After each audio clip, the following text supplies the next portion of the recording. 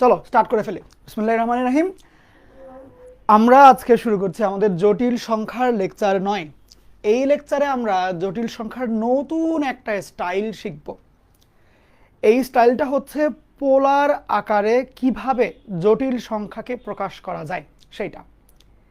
তোমরা সরলরেখা অধ্যায়ে কার্তেশীয় স্থানাঙ্কে কোনো একটা বিন্দুকে কিভাবে প্রকাশ করতে হয় এটা শিখেছিলাম। আমরা কোনো একটা বিন্দুকে এক্স কমা ওয়াই এর মাধ্যমে প্রকাশ করতাম, যেখানে মূল বিন্দু থেকে এক্স অক্ষের দিকে এক্স একক, ওয়াই অক্ষের দিকে ওয়াই একক দূরত্ব গেলে আমরা বলতাম যে ওই বিন্দুর স্থানাঙ্ক হচ্ছে এক্স কমা ওয়াই।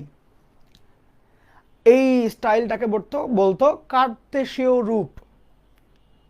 এর পাশাপাশি আমরা আরও একটা স্টাইল শিখেছিলাম যেটাকে বলতো পোলার রূপ। সেক্ষেত্রে আমরা আর থিটা দিয়ে বিন্দুকে প্রকাশ করতাম। আমরা সেগুলোর কনভার্সনও শিখেছিলাম। তো আমরা আজকের লেকচার থেকে সেই জটিল সংখ্যাকে যদি আমি কার্তেশীয়র বদলে পোলারে নিতে চাই তাহলে কিভাবে প্রকাশ করতে হবে, ম্যাথগুলো কিভাবে করতে হবে সেইগুলো নিয়ে শিখব। ঠিক আছে? আচ্ছা, তাহলে আমরা ওটার প্রথম স্টেপ হিসাবে যেটা শিখব সেটা হলো এইটা। হেডলাইন দাও জটিল সংখ্যার পোলার ফর্ম। বড় করে হেডলাইন দাও, এটা একটা নতুন সেগমেন্ট। জটিল সংখ্যার পোলার ফর্ম, বড় করে হেডলাইন দাও। এন্ড আমাকে একটু জানিয়ে দাও সাউন্ড টোন সব পারফেক্ট আছে কিনা। হ্যাঁ, জটিল সংখ্যার পোলার ফর্ম একটু লিখে ফেলো।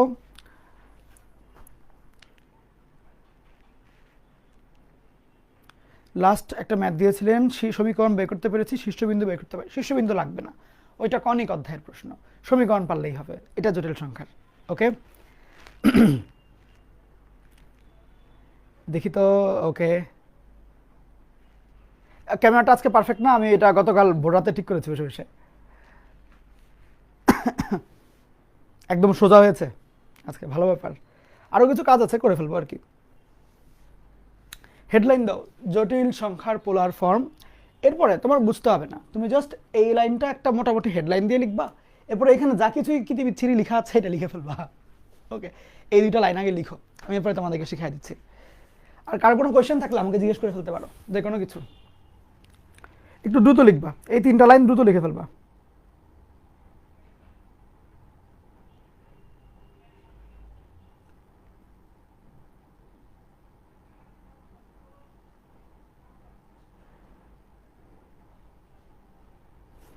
লেখা শেষ সবার কমপ্লিট?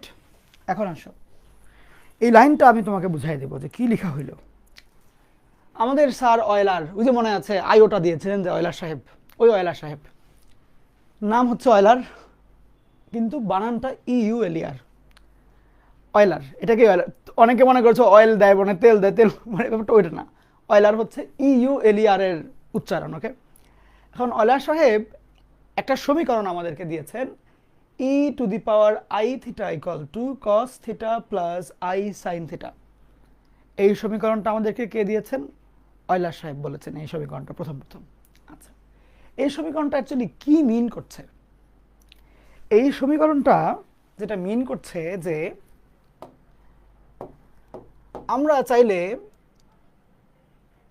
একটা জটিল সংখ্যা, যেই জটিল সংখ্যাটার বাস্তব অক্ষ বা বাস্তব অংশ কস থিটা এবং অবাস্তব অংশ সাইন থিটা, এরকম যদি একটা জটিল সংখ্যা থাকে, আমি আবারও বলছি, আমার হাতে যদি এমন কোনো একটা জটিল সংখ্যা থাকে যার বাস্তব অংশ হচ্ছে কস থিটা, অবাস্তব অংশ হচ্ছে সাইন থিটা, এই জটিল সংখ্যাটাকে এ প্লাস আই বি আকারে না লিখে আমরা চাইলে e to the power i theta আকারেও লিখতে পারি। E to the power i theta আকারেও লিখতে পারি।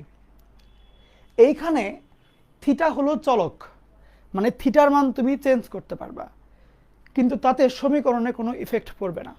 যেমন যেমন মনে করো আমি যদি বলি যে আচ্ছা e to the power i x, এটার মান কত, তুমি সিম্পলভাবে লিখতে পারবা cos x plus i sine x লিখতে পারবা।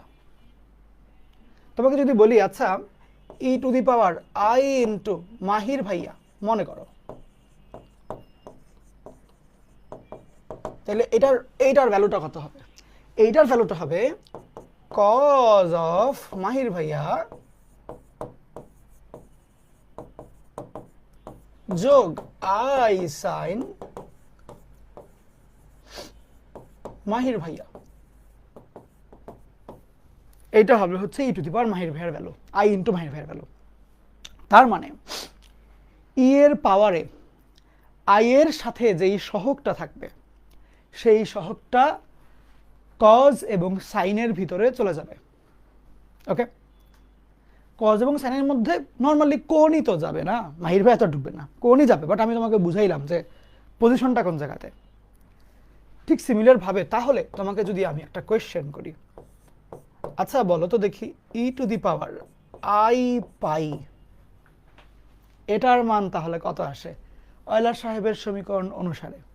তুমি কি সিম্পল ভাবে বলতে পারবে না যে এটার ভ্যালু হলো cos pi plus i into sine pi? বলতে পারবে না? বলো, বলা যাবে কিন্তু। তাহলে একটু চিন্তা করো, cos পাই এর মান কত? cos 180 ডিগ্রি, তাহলে মান খুব সম্ভবত -1। আমি একটু তাও দেখে নিই, চেক দিয়ে নিই। ধরো cos 180 -1, ওকে, সো এটা হলো -1। Sine pi maybe 0, sine 180 0, yeah, plus i into 0। সেক্ষেত্রে আমরা কি বলতে পারি না যে e to the power i pi equal to এত, বা এই ওয়ানটাকে এদিকে নিয়ে আসলে e to the power i pi plus 1 is equal to 0 বলা যায়। কিন্তু এই যে ইকুয়েশনটা তুমি দেখতে পাচ্ছ, এটাকে পৃথিবীর সুন্দরতম ইকুয়েশন বলা হয়, মানে সবচেয়ে সুন্দর, সবচেয়ে শ্রেষ্ঠ একটা ইকুয়েশন। কেন? জগৎ বিখ্যাত যত লেজেন্ডসরা আছে ম্যাথমেটিক্যাল নাম্বারসের মধ্যে, যত লেজেন্ডসরা আছে তাদের মধ্যে সবচেয়ে বড় লেজেন্ডগুলা এই সমীকরণে আছে। 0, আই, পাই, ই, মানে বুঝতে পারছো, ওরা কিন্তু মানে গুরু। তুমি জাস্ট সংখ্যাদের জগতের কথা চিন্তা করো, মনে করো সংখ্যাগুলো অনেকগুলো মানুষ, হ্যাঁ, এর মধ্যে সবচেয়ে ফেমাস, সবচেয়ে লেজেন্ডারি পার্সন যারা, তারা হচ্ছে ওই যে আই, একদম জটিল সংখ্যার মানে নতুন একটা ধারা সে দিয়ে দেন এরকম। পাই একজন, 0 একজন, 0-র তো বহুত মর্তবা, ই একজন, বহুত মর্তবা, হ্যাঁ, মানে এইসব সংখ্যাগুলা সবাই গণহারে এক টেবিলে বসে চা খাচ্ছে, জিনিসটা এরকম। এই জন্য এটাকে বলা হয় সুন্দরতম, মানে ওই চা খাওয়ার ছবিটা আর কি, সুন্দরতম ইকুয়েশন বলা হয় এটাকে, শ্রেষ্ঠতমও বলে মাঝে মধ্যে। এই হলো এই ইকুয়েশনটা। এই ইকুয়েশনটা অয়লার সাহেবের সমীকরণ দিয়ে প্রমাণ করা কয়েক সেকেন্ডের ব্যাপার। সুন্দর না? তোলো, কোনো কোয়েশন থাকলে কমেন্টে জানাও।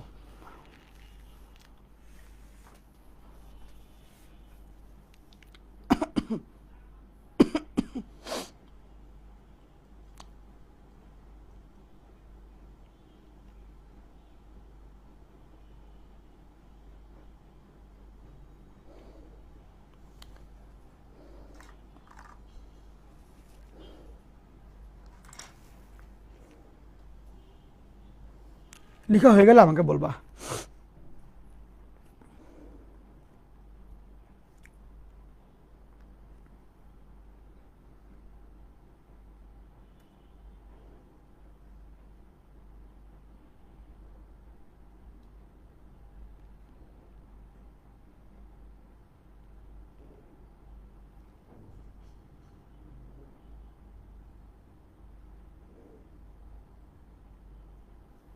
সবাইকে লিখে কমপ্লিট? ও ভেরি গুড, ভেরি গুড। এখন আমরা দামি একটা জিনিস করব, খুবই দামি একটা জিনিস। উপরে হেডলাইন কিছুই দিবা না, কিছুই দিবা না, লিখবা জটিল, লিখবা জটিল সংখ্যাকে পোলার রূপে যেভাবে প্রকাশ করব, বা লিখো জটিল সংখ্যাকে হেডলাইন দাও, দিয়ে লিখো জটিল সংখ্যাকে পোলার রূপে, পোলার ইংলিশও লিখতে পারো, পোলার ফর্মে যেভাবে প্রকাশ করব, নিচে দাগ আন্ডারলাইন, জটিল সংখ্যাকে পোলার ফর্মে যেভাবে প্রকাশ করব। কমপ্লিট। আচ্ছা, কিছু বুঝতে হবে না, জাস্ট মনোযোগ দিয়ে শুনবা কিছুক্ষণ। এটা আমার আর্গন ডায়াগ্রামের বাস্তব অক্ষ, এটা হলো আর্গন ডায়াগ্রামের অবাস্তব অক্ষ। ওকে, এই দুটো হলো দুইটা অক্ষ। এখন চিন্তাটা এখানে এরকম যে এই যে দুইটা অক্ষ আসলো, ভেরি গুড, আমি এখানে একটা বিন্দু নিয়ে চিন্তা করতে পারি, যেই বিন্দুটা হচ্ছে পি বিন্দু। ওকে আমরা বলতে পারি হলো যে এক্স প্লাস আই ওয়াই। এই এক্স এবং ওয়াই দিয়ে কি মিন করে? এক্স এবং ওয়াই দিয়ে মিন করে হলো যে মূল বিন্দুর থেকে এই দিক বরাবর এক্স যাবে অ্যান্ড এরপরে উপরের দিকে ওয়াই যাবে। এটাই কি মিন করে না বলো? এটাই কিন্তু মিন করে যে আমার এই ভ্যালুটুকু হলো এক্স, এই ভ্যালুটুকু হলো ওয়াই। ঠিক? আচ্ছা, এখন আসো, এই যে এখান থেকে উপর পর্যন্ত টান দিলে এইটা হলো কি জানি পড়েছিলাম, মনে আছে? Modulus, right? আচ্ছা, ওকে, ভেরি গুড। তো আমি যদি মডুলাসটাকে আর দিয়ে চিন্তা করি, বলো তো আর্গুমেন্টটা কত হবে? বাস্তব অক্ষের থেকে মডুলাসের যে ভেক্টর দাগটা, এটার নিম্ন ক্ষুদ্রতর দূরত্ব আমাদের আর্গুমেন্ট। ঠিক?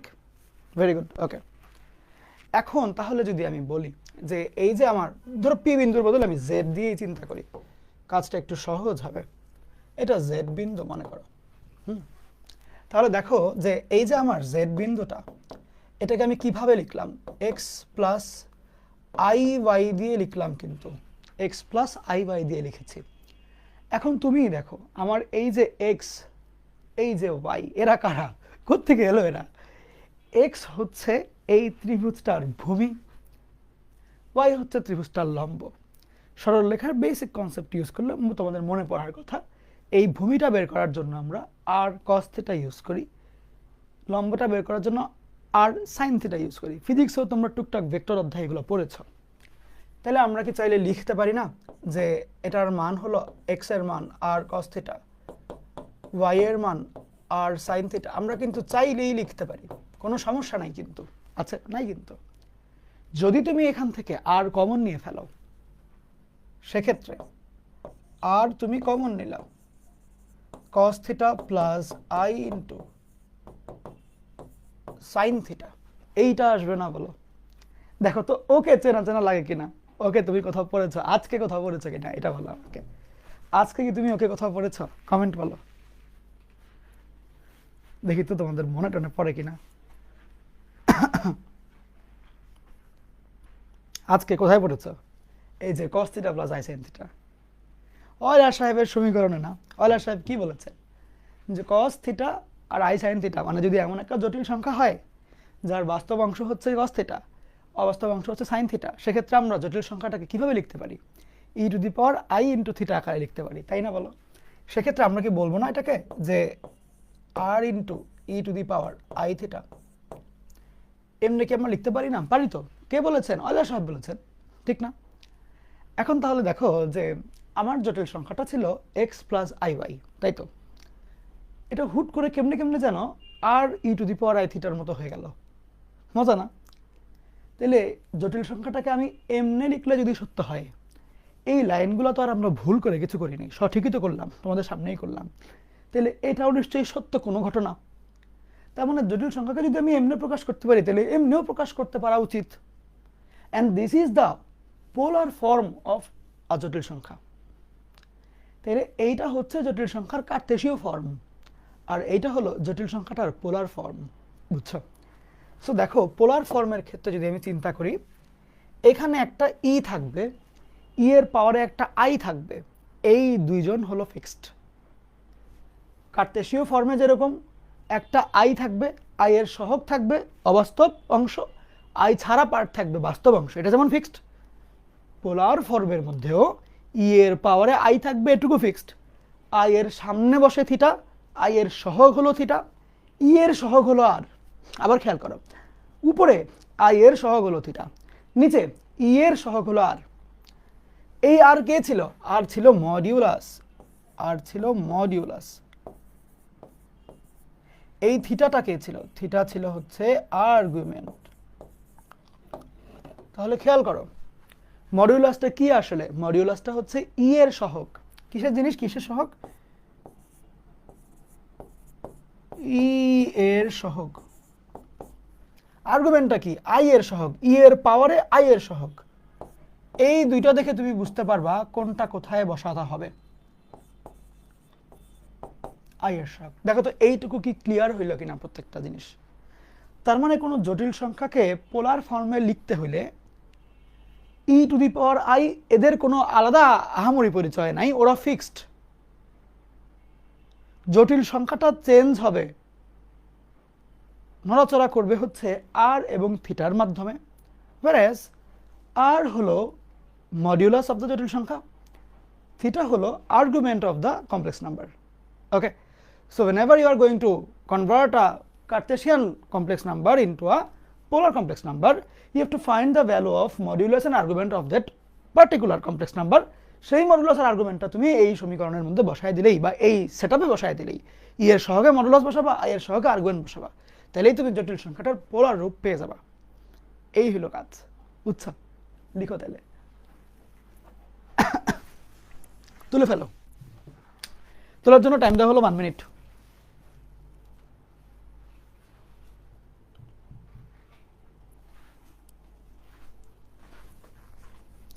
ও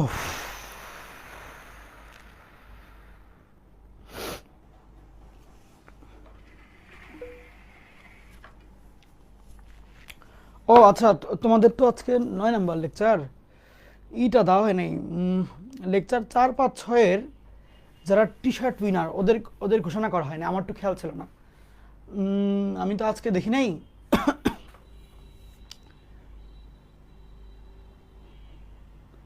নেক্সট ক্লাসে আসার আগে সন্ধ্যার সময় আমি চেক দিয়ে নিব কারা সবচেয়ে বেশি এঙ্গেজিং নোট দিয়েছ। আমি ওদের মধ্যে টপ 3 জনকে বা আরও যদি বেশি মনে হয়, ইচ্ছা হয় বেশি জনকে আমি বিজয়ী ঘোষণা করে দিব। ওকে, আচ্ছা। আর এক্সামের রেজাল্ট তো পেয়েছোই, ওই 5 জন তো আছেই। ওকে,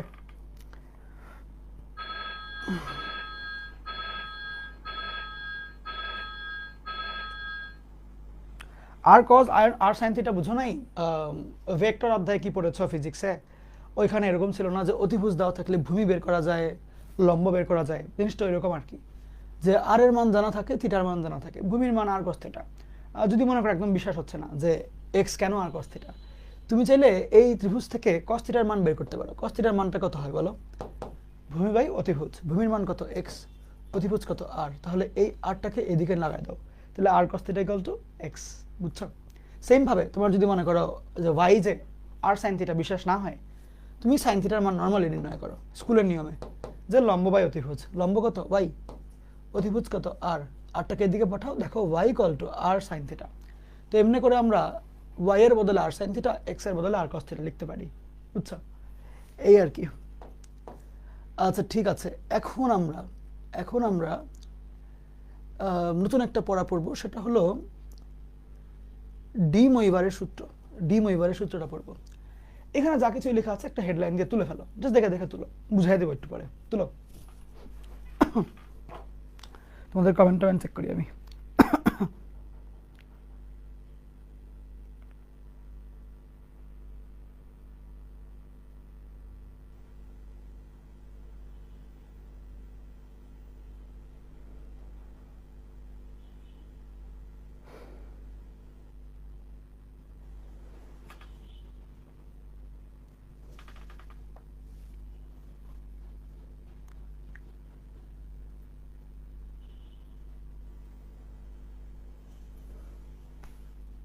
লেখা হয়েছে?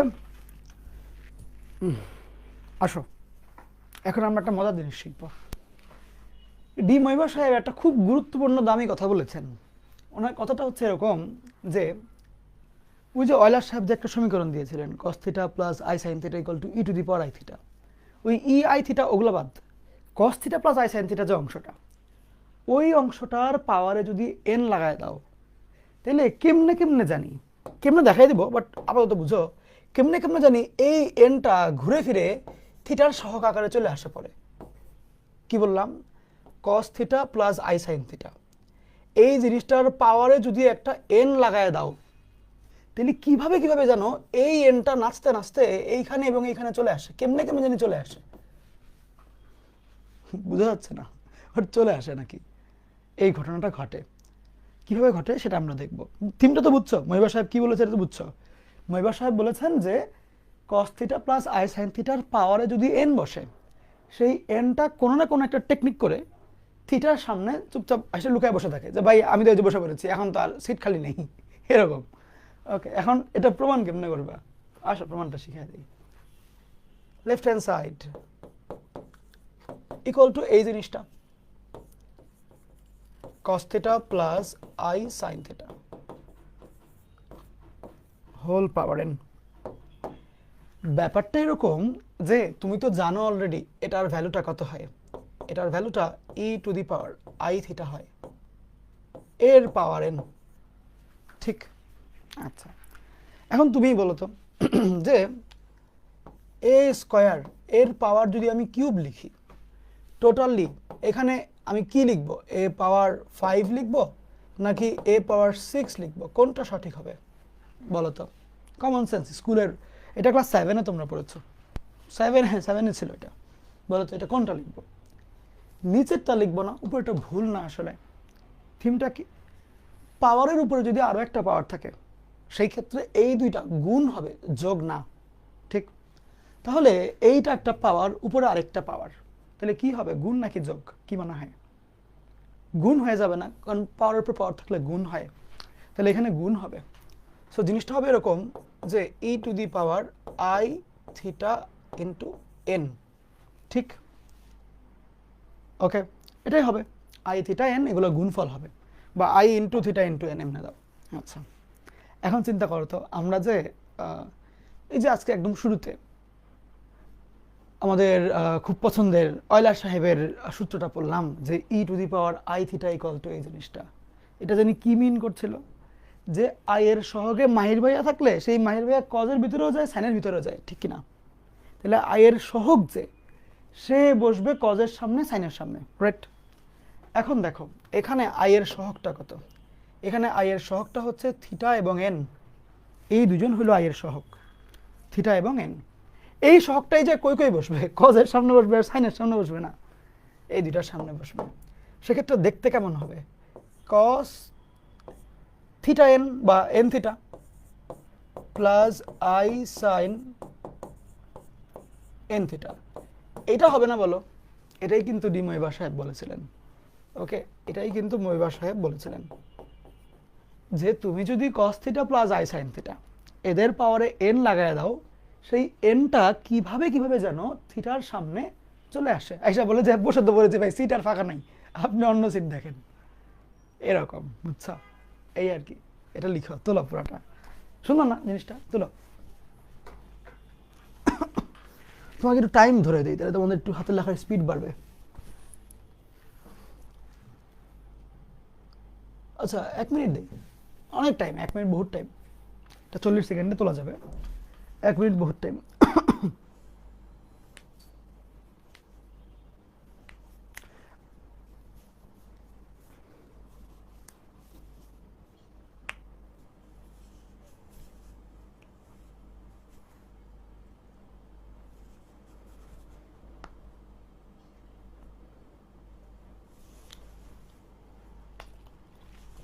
কমেন্ট টমেন্ট করো, দেখি কার কি খবর, কতদিন দেখা সাক্ষাৎ হয় না, আমি তোমাদেরকে অনেক মিস করেছি, তোমরা মিস করেছো আমাকে,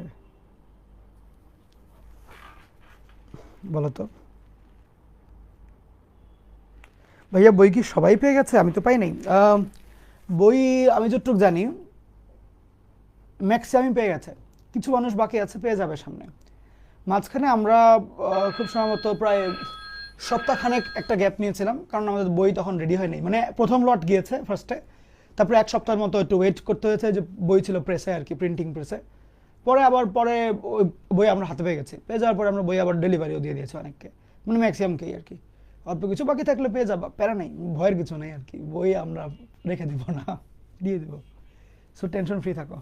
ওকে, নাফিজা তাবাসসুম আপু, আচ্ছা আচ্ছা আচ্ছা, ডান সবাই না? ওকে, এখন আমরা একটা সুন্দর জিনিস দেখব।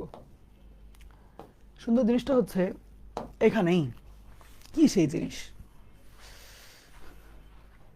কি সেই জিনিস, সুন্দর জিনিস, আসুন দেখি সুন্দর জিনিসটা শিখে ফেলি, আসুন। এই যে দেখো এইখানে যে জটিল সংখ্যা, এটাকে আমরা কনভার্ট করলাম। এইখানে আসলে জটিল সংখ্যার দুইটা না, বরঞ্চ তিনটা সুন্দর সুন্দর রূপ আমরা দেখেছি।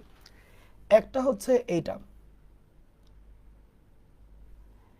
একটা হচ্ছে এইটা,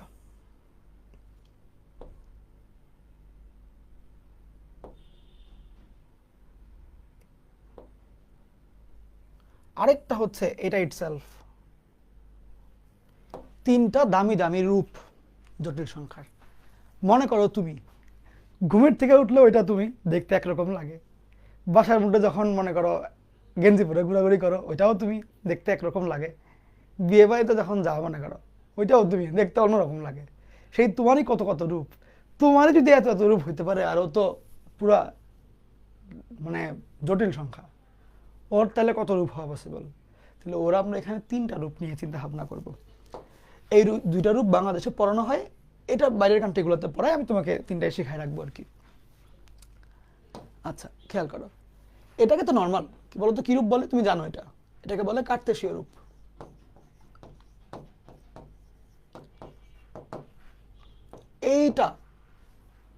এইটাকে বলে মডুলাস অ্যামপ্লিটিউড রূপ, মডুলাস অ্যামপ্লিটিউড রূপ, বুঝছো? আর এইটাকে বলে পোলার রূপ।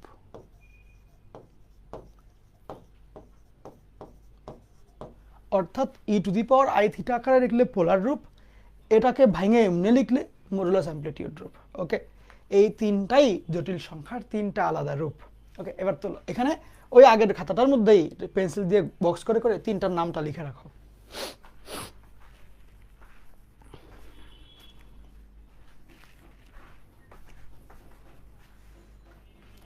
কমেন্ট টমেন্ট দেখি আমি।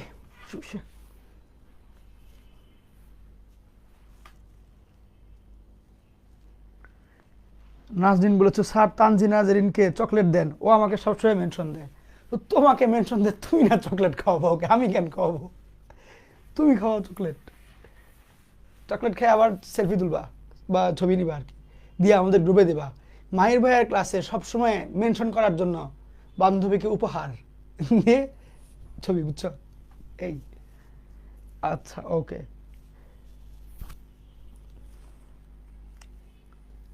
দেখবো মন্ত্রী মিনিস্টাররা যখন একজন একজনকে কিছু একটা দেয়, দিয়ে মনে করে আবার ছবি তোলে, ছবি দিয়ে বলে অমুক অমুক অমুক অমুক কারণে এটা শুভেচ্ছা বার্তা উপহার, বা আরো কি কি জানি উপহার, ওদের নাম আছে কিছু, মানে রাজকীয় নাম আর কি, যে প্রণোদনা উপহার, মানে হোয়াটএভার। তো এরকম ছবি তুলে দিবা যে এটা হচ্ছে কি উপহার, এই কারণে উপহার। ওকে, যাই হোক। আচ্ছা, এই কোয়েশ্চেনটা একটু লিখো, দাঁড়াও এক সেকেন্ড।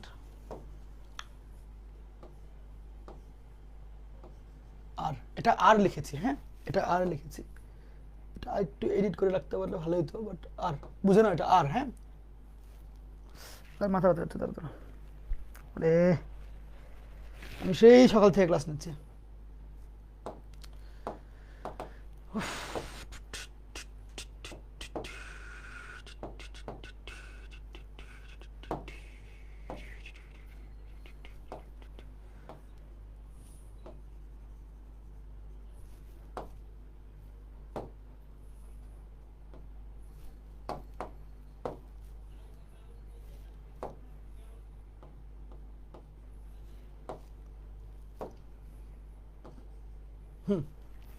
এবার তুলো, ওই জটিল সংখ্যাটাকে এরকম মানে মডুলাস অ্যামপ্লিটিউড ফর্মে নিতে গেলে নিচের কোনটা সঠিক হবে, এইটা হলো প্রশ্ন। তুলে ফেলুন তুলে ফেলুন তুলে ফেলুন।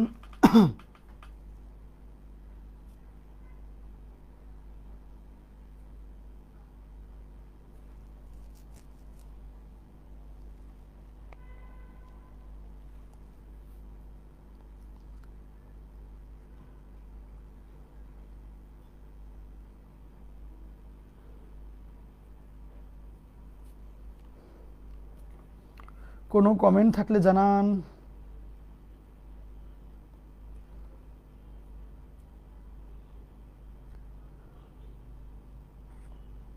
ওকে, এখন আসো, দেখো মডুলাস অ্যামপ্লিটিউড ফর্মটা আসলে কি, এটা হচ্ছে আর এবং থিটার একটা সংমিশ্রণ। ফর্মটা হচ্ছে এরকম যে r cos theta plus i sine theta. তার মানে এই ফর্মে আনার জন্য কি কি লাগবে, তুমি জানো যে কজ আই এবং সাইন এই তিনটা তো ফিক্সড, এখানে চেঞ্জ হয় হচ্ছে আর এবং theta. So you need r and theta for this equation, for this জটিল সংখ্যা। তাহলে এই জটিল সংখ্যার আর এর মান কত, থিটার মান কত, এইগুলো আমাদের দেখতে হবে। এটার আর এবং থিটার মানটা আমাদের জানা লাগবে, আর এবং থিটার মান জানা লাগবে। তাহলে এই জটিল সংখ্যাটার আর এর মান কেমনে বের করতে হয়, তোমরা ছোটবেলায় পড়েছো। বলো বলো বলো। ছোটবেলা মানে 2 সপ্তাহ আগে তো ছোট ছিল তাই না, বড় তো তখন হনই, তখন যে ছোট, ওই ছোটবেলার কথা বলছি। মানে প্রথম সপ্তাহে আমরা যেটা শিখাইলাম যে বাস্তব অংশ স্কয়ার প্লাস অবাস্তব অংশ স্কয়ার। আমি ছোটবেলা বললে সেটাকে ক্লাস 1-2 এর কথা মনে করবো না, মনে করবো গত সপ্তাহ, এর আগের সপ্তাহ, ওই সব ছোটবেলা বুঝাবো, বুঝছো? যখনই বলবো ছোটবেলা শিখেছি তার মানে হচ্ছে গত 1 সপ্তাহ আগে শিখেছি, 2 সপ্তাহ আগে। তখন তো ছোট ছিল, 2 সপ্তাহ কম, তো ওই ওই ছোট, বুঝছো? এটা এখন থেকে একদম ডিফল্ট মানে সেট করে নাও, বিল্ট ইন ফাংশন। এখন দেখো 1 + 3 এর রুট, তার মানে 2 হবে আর কি। আচ্ছা, থিটা, থিটা এর মানটা বের করে কেমনে, দেখতে পাচ্ছ ফার্স্ট কোয়াড্রেন্টে। সো tan ইনভার্স লম্ব বাই ভূমি, তাহলে এখানে কত হবে, 60 ডিগ্রি হবে, π/3 এটা আসবে।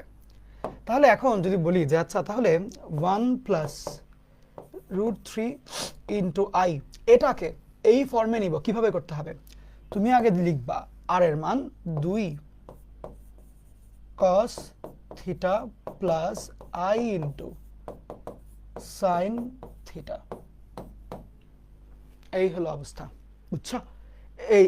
এটাই ফাইনাল। এখন ওরা যেরকম আমার ডিগ্রিতে নিয়ে গেছে, ডিগ্রিতে কোনো প্রবলেম নাই, তুমি এখানে হলো 60 ডিগ্রি নাই, আমি কি yeah this one is the answer, right, 60 degree, বুঝছো? তুমি যেমনি লেখো না কেন, এমনি লিখলেও ওকে, অমনি লিখলেও ওকে, রেডিয়ানও প্রকাশ করতে পারো আবার ডিগ্রিতেও। ওকে, ক্লিয়ার সবাই? বলো তো দেখি ক্লিয়ার কিনা, দেখি কমেন্ট করো, কার কি খবর। ভাইয়া পিডিএফ থেকে তোলা যাবে না, সম্পূর্ণ তোমার ইচ্ছা, পিডিএফ থেকে তুলবা নাকি আগে প্রিন্ট করে নিবা এরপরে তুলবা, that's completely up to you. ওকে,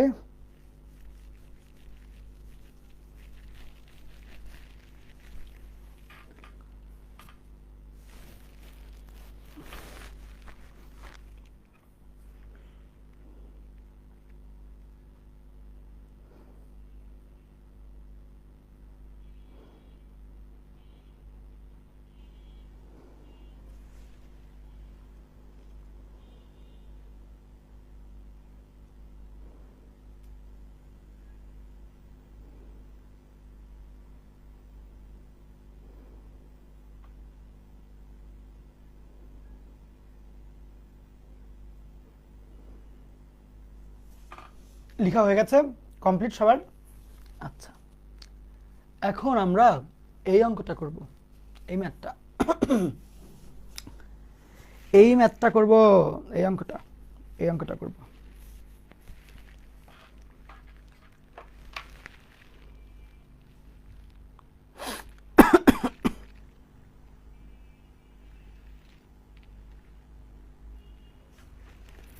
দেখি তো আর কি অবস্থা, এটা কিন্তু বোর্ডে আসছে, 17 সালে আসছে। ওরে পোলাপান পাওয়ার প্লেতে ক্লাস নিয়েছিলাম, আয় হায় সমানে নোট করতে করতে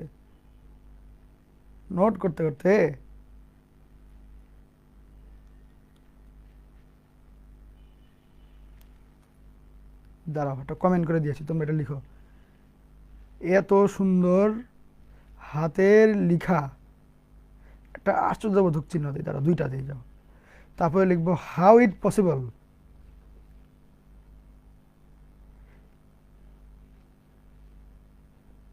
তারপর একটা অবাক ইমোজি, দাঁড়াও 1 সেকেন্ড, ইয়েস, ডান, দিয়ে দিয়েছি। মাথাটা যে ব্যথা করছে আমার, আল্লাহ রে আল্লাহ।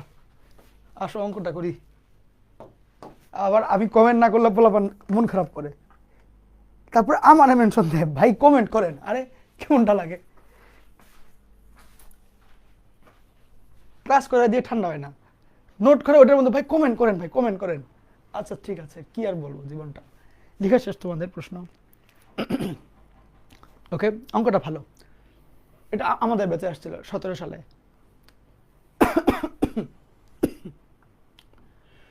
হেডলাইন দিতে হবে না, হেডলাইন এমনি দৃশ্যকল্প মানে উদ্দীপক x plus i y equal to 2e⁻i⁻, বুঝছো? এটা হচ্ছে দৃশ্যকল্প, যে x plus i y equal to 2e⁻i⁻। এখন প্রমাণ কই থেকে জানি প্রমাণ করতে হবে x square plus y square equal to 4। এই জিনিস কেমনে প্রমাণ করে ভাই, এটা কি জিনিস? আসুন দেখি। এই যে আমার কাছে x plus i y equal to 2e⁻−i⁻, বা আই এর সহগ তো মানে এটা তো মাইনাস আই হওয়ার কথা না, জিনিসটা হচ্ছে -θ, এইটা হওয়া উচিত, তাই তো? বলো তো দেখি ওভারঅল এই সমীকরণটা কি প্রকাশ করছে? এইটা বোঝাচ্ছে না যে এই জটিল সংখ্যাটার মডুলাসের মান হলো 2 এবং আর্গুমেন্টের মান হলো -θ। এটাই কি প্রকাশ করছে না? কি মনে হয়, এটা কি সত্যি? মানে আমার সাথে তুমি একমত? এই জটিল সংখ্যাটা একটা জটিল সংখ্যা, ওকে আমরা এইভাবে লিখেছি, তাহলে এইভাবে লেখার মানে কি? ই এর সহগ হলো 2, আই এর সহগ হলো -θ, দ্যাট ইজ 2 হলো মডিউলাস, -θ হলো আর্গুমেন্ট। দেখো তো আমার সাথে একমত কিনা, কমেন্ট করো একটু। এইটুকু কি একমত যে আর এর মানটা যে 2e⁻i × -θ, বাই কে লিখলো? আরে আমাকে একটু তুমি কমেন্ট করে দাও।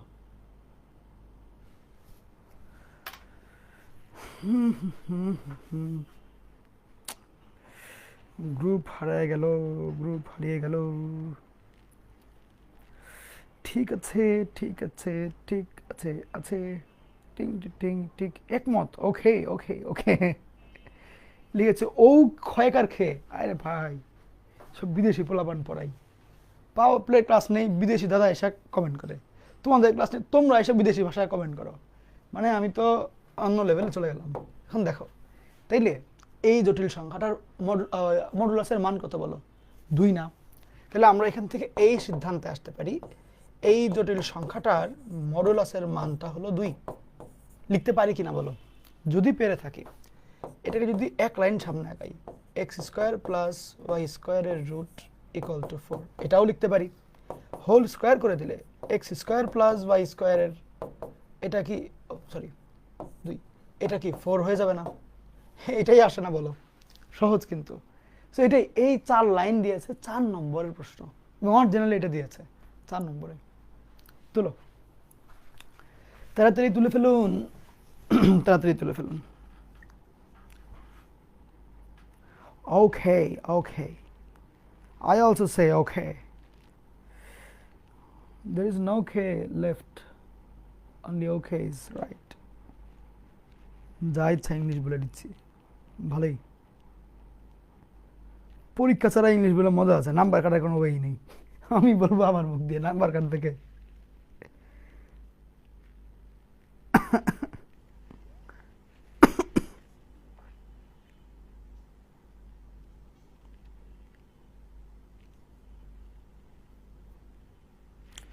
লেখা হয়ে গেলে বলবা, তাহলে আরেকটা অঙ্ক দেবো তোমাদেরকে।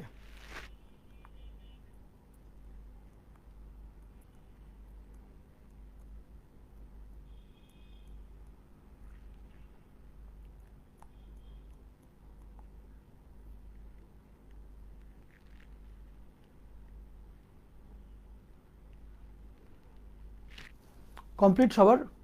ওকে, এবার এই অঙ্কটা তুলো। মডুলাস অ্যামপ্লিটিউড ফর্মে আছে, এটার মডুলাস আর আর্গুমেন্টটা বের করতে বলেছে।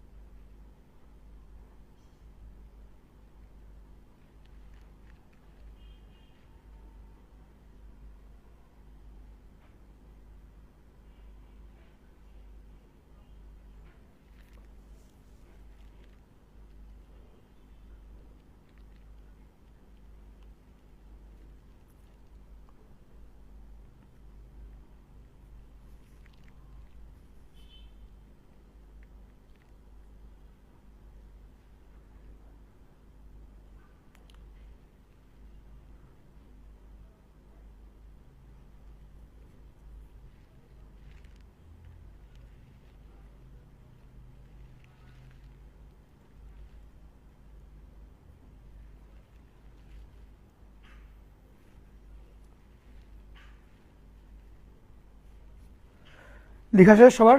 এটা তুলো, টাইম নাই। ওকে ওকে ওকে, খেয়াল করো, z equal to two cos pi by four i sine pi by four. তার মানে কি হইল, জেড জটিল সংখ্যাটার মডুলাস অ্যামপ্লিটিউড ফর্ম হচ্ছে এটা। এখান থেকে আমাকে জিজ্ঞেস করেছে জটিল সংখ্যাটার মডুলাস কত, আর্গুমেন্ট কত। তাহলে জেড নামক জটিল সংখ্যাটার মডুলাস হচ্ছে 2 এবং এই জেড নামক জটিল সংখ্যাটার আর্গুমেন্ট হচ্ছে, দেখে বলো কত, পাই বাই ফোর। এক বাক্যেই কিন্তু হয়ে যায়। অনেক বাচ্চা আছে এটাকে ভাঙচুর করে তারপর মডুলাস স্কোয়ার করে করে বের করবে, দরকার নাই তো, ফর্মেই তো আছে, জাস্ট গ্র্যাব করে নাও, বুঝছো? এটি ইজি ম্যাথ। এখন আমরা একটা দামি অঙ্কের দিকে যাব। এটা তোলা তো বেশিক্ষণ লাগার কথা না, 2 সেকেন্ড 3 সেকেন্ড তুলে ফেলো। ওকে, এই অঙ্কটা খুবই দামি, রুয়েটে আসছিল 19-20 সালে, প্রচণ্ড ইম্পর্টেন্ট ম্যাথ। তোলো, প্রচণ্ড ইম্পর্টেন্ট ম্যাথ, তুলে ফেলুন তুলে ফেলুন তুলে ফেলুন।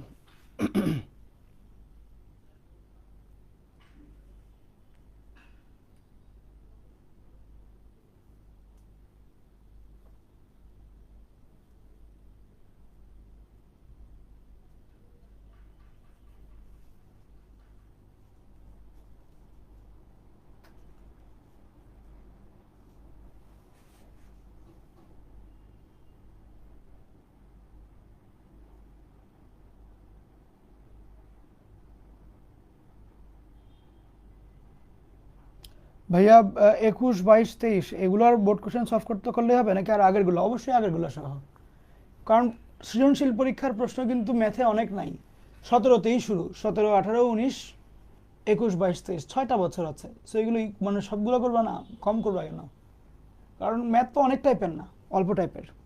সৃজনশীল যেগুলো যেগুলো হইতে পারে ওগুলাই সব মিলায় ওভারঅল। আর আমার লেকচার করবা, লেকচার করলেই আগে সব হয়ে যাবে, প্যারা নাই, এত টেনশন নিও না। মানে খুঁজে আনতে হবে না, বুঝছো, লেকচারে আছে। আর আমি প্র্যাকটিস শিট যেগুলো দিব ওইগুলা তুমি ফলো করবে, ওগুলোর মধ্যে তুমি সিকিউ সব রকমেরই পাবা, একদম 17 পর্যন্ত। তোমার আলাদা করে টেস্ট পেপার কিনতে হবে না। ইভেন টেস্ট পেপার কিনলেও তুমি 17, 18 এগুলোর কোয়েশ্চেন পাবা না এখন। আমি যতটুকু জানি 20-এর আগের কোয়েশ্চেন দেয়ই না, ওকে, টেস্ট পেপারগুলোতে। সো 17, 18, 19 ওগুলোর কোয়েশ্চেনগুলো তুমি প্র্যাকটিস শিটে পেয়ে যাবা, সব একদম সমাধান সহ দেওয়া থাকবে। এক একটা অধ্যায়ের উপরে 5 রকমের প্র্যাকটিস শিট, সিকিউ, এমসিকিউ, তারপর হচ্ছে varsity, engineering, engineering written MCQ আলাদা 2টা, সব মিলে 5টা। ওকে, সো ওগুলো ভালো করে দেখো।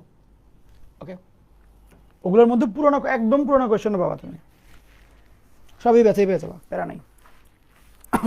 এখন দেখো, জেড ইকুয়াল টু যদি কস theta plus i sine theta হয়, তাহলে দেখাতে হবে যে 2/1 প্লাস জেড, নাকি এই আজগুবি জিনিসটা হবে, এটা কি লিখলো বুঝলাম না, তাই না? আচ্ছা, এটা আমাকে এখন দেখাইতে হবে। কেমনে দেখাবো? এখন খেয়াল করো, আমার কাছে ওরা জেড এর ভ্যালু বলে দিয়েছে এরকম। সো আমি যদি লেফট হ্যান্ড সাইড দিয়ে স্টার্ট করি, লিখে স্টার্ট করি,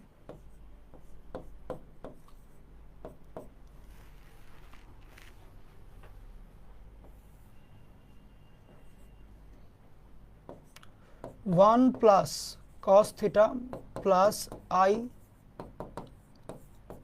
সাইন থিটা। ওকে, এখন মনোযোগ দাও একটু। এইটাকে আমার এইটা বানায় দেখাইতে হবে। কেমনে দেখাবা? খুব সহজ। এই যে ফর্মটা আছে এখানে 2, এটার কি করা যায়? একটা কাজ হচ্ছে গিয়ে যে নিচে জটিল সংখ্যা আছে, উপরে দেখো এটাকে আমার এ প্লাস আইবি ফর্মে নিতে হবে। তাহলে নিচের অনুবন্ধী দিয়ে উপরে নিচে গুণ। তো সেক্ষেত্রে এটার অনুবন্ধী কত হবে? 1 প্লাস কস থিটা, এই মাউসটা থেকে আসলো, আচ্ছা, মাইনাস আই সাইন থিটা, মানে আই এর চিহ্ন চেঞ্জ করলেই তো অনুবন্ধী। আর নিচে এটা অনুবন্ধী দিয়ে গুণ করলে বাস্তব স্কয়ার প্লাস অবাস্তব স্কয়ার আসবে। তাহলে বাস্তব হলো 1 plus cos theta plus sine square theta, এটা হবে।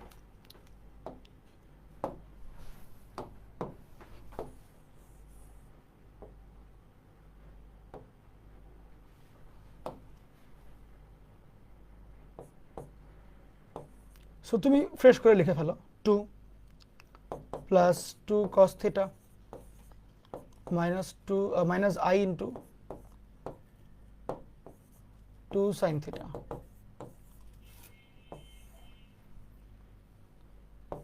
1 plus 2 cos theta plus cos square theta plus sin square theta. এই দুইটা মিলে 1, এই 1 এর সাথে মিলে 2 হবে। তো ওভারঅল নিচে 2 প্লাস 2 cos থিটা থাকবে, আর উপরে উপরে 2 প্লাস 2 cos থিটা, এটা বাস্তব অংশ, আর অবাস্তব অংশটা হচ্ছে plus I into minus 2 sin theta, এই দুইটা।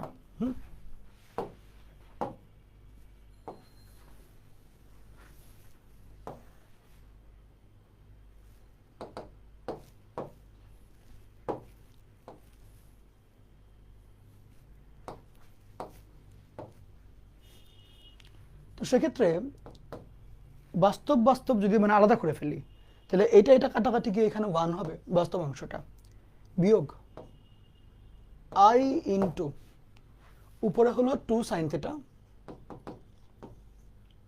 নিচে হলো 2 প্লাস 2 cos থিটা। ঠিক? কেউ তো দ্বিমত না আমার সাথে? দ্বিমত আছো?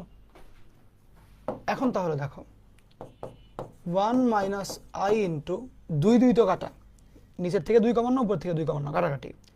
সাইন থিটাকে লেখা যায়, যেহেতু থিটা বাই 2 করতে হবে, 2 sin theta by 2 cos theta by 2, নিচে 1 2 কাটাকাটি করলে আমার 1 প্লাস cos থিটা থাকে, তাহলে 2 cos স্কয়ার থিটা বাই 2। আমি আরেকবার বুঝাই দিচ্ছি, বা আরেক লাইন আমি এক্সট্রা নেই যদি কারো বুঝতে প্রবলেম হয়ে যায়। আবার যে আমার এটার ভ্যালুটা হচ্ছে 1 মাইনাস I ইন্টু উপরে সাইন থিটা, নিচে 1 প্লাস cos থিটা, 2 গুলো কমন নিয়ে কাটাকাটি করলাম।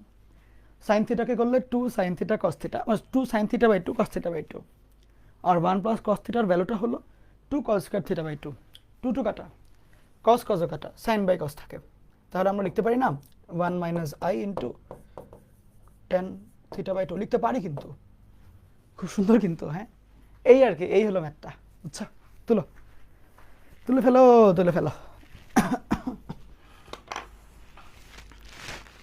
এটা পরীক্ষায় আসে, ইঞ্জিনিয়ারিং আসছে তো, রিসেন্টলি আসছে। অঙ্ক কিন্তু সহজ, দেখো একদম সহজ কিন্তু।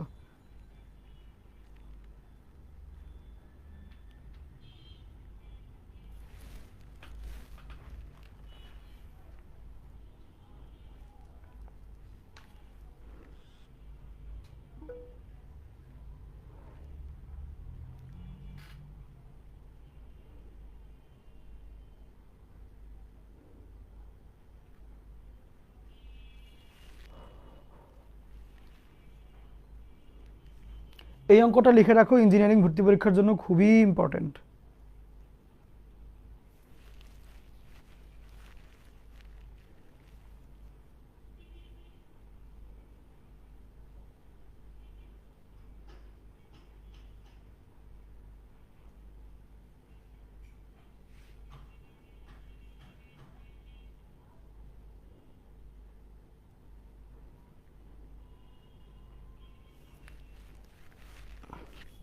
আমি আর 40 সেকেন্ড টাইম দেবো তোলার জন্য, এরপর আমি পরের ম্যাথটায় চলে যাব।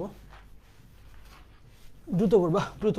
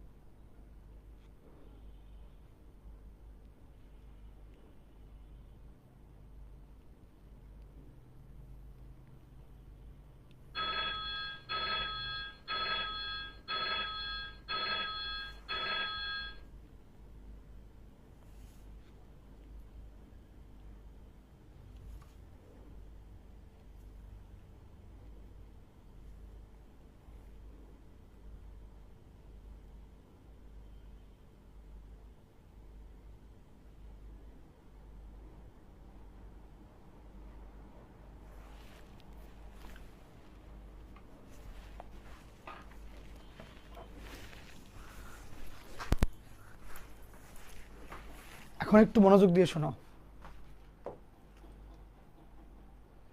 এটা হলো একটা কোয়েশ্চেন, মডুলাস নির্ণয় করো। এইটা কেমনে কি করা যায় একটু খেয়াল করো। মডুলাস নির্ণয় করতে হবে, সেম হুবহু আগের কোয়েশ্চেনটা, কিন্তু ইঞ্জিনিয়ারিং এর কোয়েশ্চেন এটা। এই অঙ্কটা তুমি একই, কিন্তু 1 বাই এই যে 2 by 1 plus cos plus i sine, একই কিন্তু। তাহলে এই অঙ্কটা পারার জন্য তোমাকে আগে ম্যাথটা করে করে এই লাইনে আসতে হবে, এই লাইন পর্যন্ত আসতে হবে, মানে এই যে এই লাইন পর্যন্ত তোমাকে আসতে হবে আগে, পুরো অঙ্কটা করে করে করে করে শেষ লাইনে যেতে হবে, এই লাইনে আসতে হবে। তাহলে তুমি আগে এই ভয়ানক অঙ্কটাকে এ প্লাস আইবি আকারে আনলা, কার্তেশীয় আকারে আনলা। এখন এরপরে বলবা সুতরাং মডুলাসের মানটা হচ্ছে 1 স্কয়ার যোগ minus tan theta by 2 square এর রুট, এটা আসবে। ঠিক এ প্লাস আইবি ফরম্যাটে থাকলে তো এক লাইনে এমনি করা যায়। সেক্ষেত্রে 1 যোগ টেন স্কয়ার থিটা বাই 2 এর রুট 1 প্লাস টেন স্কয়ার মানে সেক স্কয়ার, অর্থাৎ সেক থিটা বাই 2। এটা হলো মডুলাসের মানটা, বুঝছো? মানে সবসময় যে তোমাকে অমনে একটুকুই বের করতে বলবে তা না। ধরো বুয়েট দিয়ে দিল এই অঙ্কটা, এটা দিয়ে বললো মডুলাসটা বের করো, জাস্ট এই কোয়েশ্চেনটাই। এটা কিন্তু এটা বইয়ের থেকে নেওয়া, হ্যাঁ? তো এমনি করে আসলে কিন্তু তোমাকে পারতে হবে। ওকে, লিখে ফেলো, এটা হচ্ছে বুয়েট স্ট্যান্ডার্ড।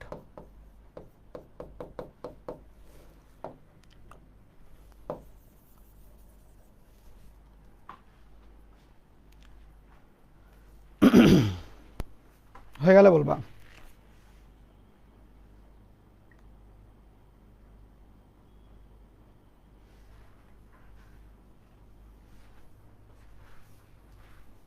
এখন দেখো এইটা হলো, আচ্ছা শেষ করো শেষ করো শেষ করো, একটু বসি, তোমরা করো।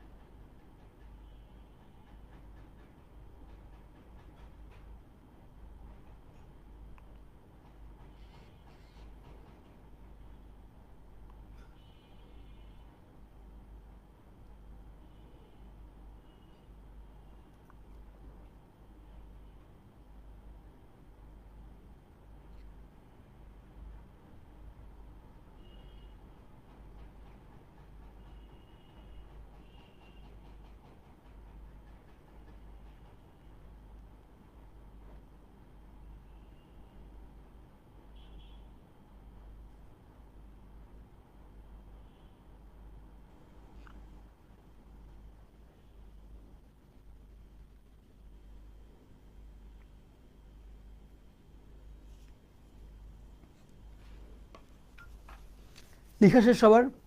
ওকে, এইবার এই কোয়েশ্চেনটা আমরা দেখব। এইটা তুলতে হবে না, এই কোয়েশ্চেনটা তুমি একটু জাস্ট দেখো, দেখো যদি বুয়েটে হুট করে এই অঙ্কটা দিয়ে রাখে, তুমি কি বলবা প্রশ্ন কমন পড়ে নাই, নাকি বলবা আরে পুরো কমন? কি বলবা বলো তো দেখি, ধরতে পারছো ম্যাথটা? দেখো তো, সেম আগের অঙ্কটা, সেম জিনিস। আগের অঙ্কটায় এখানে 2 ছিল, সেই কারণে উত্তর আসছিল 1 minus i tan theta by 2। এটার এইখানে 2 নাই, এই 2টা নিচে চলে আসছে। This is like 2 plus 1 plus z equal to was 1 minus i tan theta by 2। তুমি যদি সিম্পল ভাবে এই দুইটাকে এই পাশে পাঠিয়ে দাও তাহলে হাফ হয়ে যাবে, সিম্পল ওইটাই। তুমি যদি এটাও প্রমাণ করো, করার পরে পরবর্তী লাইনে গিয়ে বলো যে 1 plus 1 by 1 plus z is equal to 1 by 2 1 minus i tan theta by 2, তাহলেও কিন্তু কোনো প্যারা নাই, একই তো। তুমি তাহলে আগের অঙ্কটা, রুয়েটের অঙ্কটা করবা, করার পরে ওই 2টা নিচে পাঠিয়ে দেবা, তাহলে দেখবো উত্তর মিলে গেছে। এটা রুয়েটের জন্য ইম্পর্টেন্ট। ওকে, চলো একটু করে লিখে রাখো, লিখে রাখতে পারো আর কি। একদম ডিটেলে প্রশ্নটা তোলার দরকার নেই, জাস্ট ওইটা লিখে, এই ফর্মটা লিখে তারপরে একটু সমাধান করে দেখায় দাও।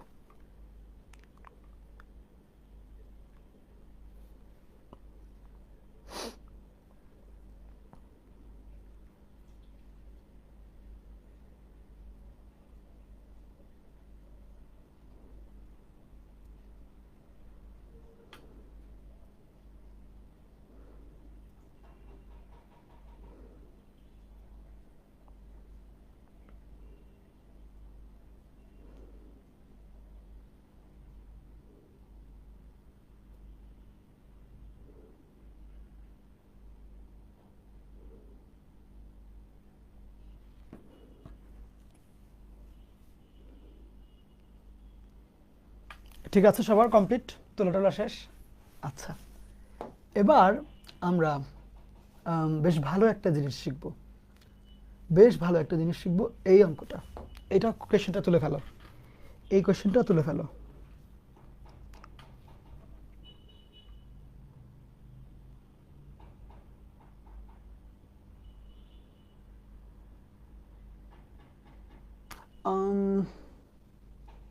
আচ্ছা, আমি বলি হাফ পেজ একটু ফাঁকা রাখো, হাফ পেজ ফাঁকা রেখে এরপর এই কোয়েশ্চেনটা তুলো। যদি কিছু লিখে থাকো কষ্ট করে একটু কেটে দিতে হবে কাইন্ডলি। হাফ পেজ ফাঁকা রেখে এরপর এই কোয়েশ্চেনটা তুলো, তাহলে বেস্ট হবে তোমার জন্য।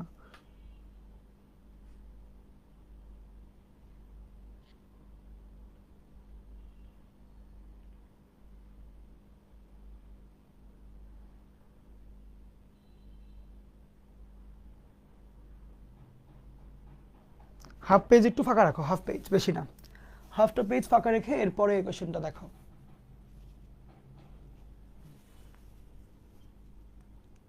হয়েছে? তোলা হয়েছে?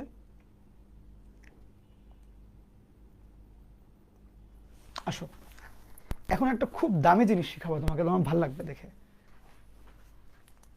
সেটা হলো, আচ্ছা এমনি কোয়েশ্চেনটা তো দেখে বুঝতে পারছো যে I to the power I হলে কত হবে, I to the power minus I কত হবে, এটা হলো কোয়েশ্চেন। নিজে একটু চিন্তা করো যে সিম্পল, আমি যদি সিম্পল একটা আই নিয়ে চিন্তা করি, সেই আই বলতে আসলে কি বোঝায়, এটা যদি কোয়েশ্চেন করি তো তুমি কি বলবা? যেমন তোমাকে যদি বলি, আমি মনে করো যে ধরো বললাম, আচ্ছা জাস্ট এভাবে চিন্তা করো, e to the power i theta এর ভ্যালুটা কত, cos theta plus i into sine theta, right? আচ্ছা, যদি আমি বলি যে আচ্ছা e to the power i into 90 degree, এটার ভ্যালুটা কত, cos 90 degree plus i into sine 90 degree, এটাই আসবে না? তাহলে ওই হিসাব করলে এমনিটা আসবে। এখন মজার ব্যাপারটা হচ্ছে, একটু যদি দু এক লাইন আগাও দেখবা কস 90 এর মান হলো 0, আই ইন্টু সাইন 90 এর মান হলো 1, দ্যাট ইজ আই। মজা না? তার মানে হচ্ছে আমরা আই এর বদলে এটাকে এভাবেও লিখতে পারি, e to the power i into pi by 2। Okay, এটুক তো বুঝছো, এটুক তুমি সাইডে আলাদা করে লিখে রাখো যে হাফ পেজের মধ্যে লিখবা। এখন এই ম্যাথটার মধ্যে আসো, এই অঙ্কটার মধ্যে আসো, আমরা আগে এটা নিয়ে কাজ করব।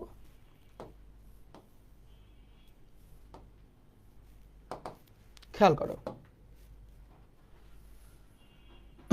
ওরা বলেছে I to the power I, এটার ভ্যালু আমার জানা লাগবে। আমি অলরেডি মাত্র দেখলাম আই এর মান হলো e to the power i into 90 degree, হ্যাঁ, এর পাওয়ার আই হলে কত হবে সেটা আমার জানতে হবে। সেক্ষেত্রে আমি কি এটা বলতে পারি না যে এটা ভ্যালু যেহেতু পাওয়ারের উপরে গুণ, আর একটা পাওয়ার তো গুণ হবে, e to the power i into 90 degree into i, বলা যাবে কিনা? যদি বলা যায়, আই কয়টা আছে? দুইটা, তাহলে আই স্কোয়ার হলে ভ্যালু কত হয়? -1, that is e to the power minus 90 degree. ঠিক, এইটা হলো actually i to the power i এর মান, value. Okay, i to the power i এর ভ্যালু। এমনি দেখে বলো তো দেখি, যে এই যে e to the power -90 degree minus pi by 2, এটা কি কোনো জটিল সংখ্যা আদতে? কি মনে হয়, এটা কি কোনো জটিল সংখ্যা? না কিন্তু আসলে, কেন? কারণ কোথাও কোনো আই নাই।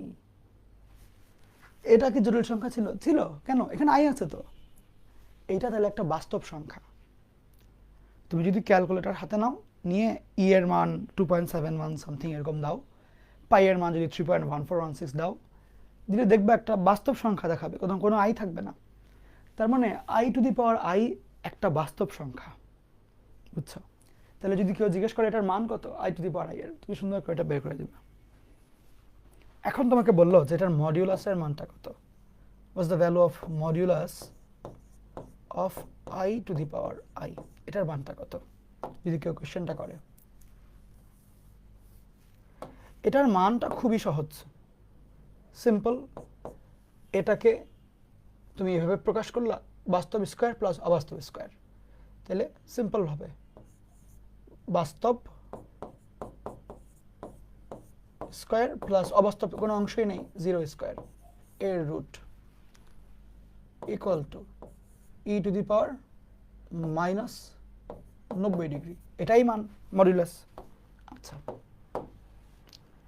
এখন যদি বলি যে এটার আর্গুমেন্টটা কত, আর্গুমেন্টটা এখন তুমি চিন্তা করো তো, এই যে e⁻90 ডিগ্রি, এটা কি কোনো ধনাত্মক সংখ্যা নাকি ঋণাত্মক, কি মনে হয়? নিজেই কিছুক্ষণ চিন্তা করো, e⁻⁻, যেটা দেওয়া আছে এটা বা যেটা পাইলাম, এটা কিরকম সংখ্যা, ধনাত্মক নাকি ঋণাত্মক? একটু চিন্তা করো তো দেখি। আমি একটু হেল্প করে দিই তোমাকে, একটু হেল্প করি, তোমার একটু সহজ হবে চিন্তা করাটা।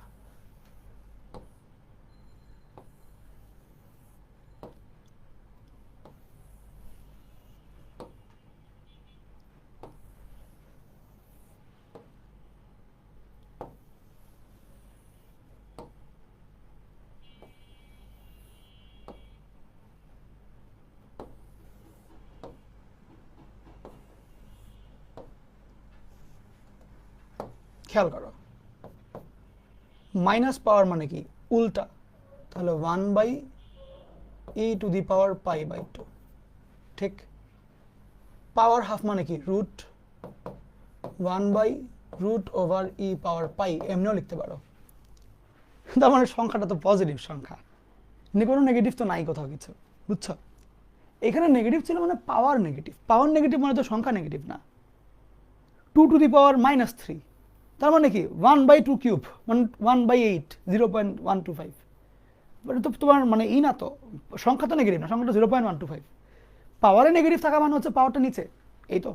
আচ্ছা, তাহলে এখন যদি বলি আমি আর্গুমেন্টটা কত হবে, আর্গুমেন্টটা খুবই সিম্পল, কিন্তু i⁻i এর আর্গুমেন্টটা হলো এই বাস্তব সংখ্যাটা আর্গুমেন্ট, বাস্তব সংখ্যাটা পজিটিভ।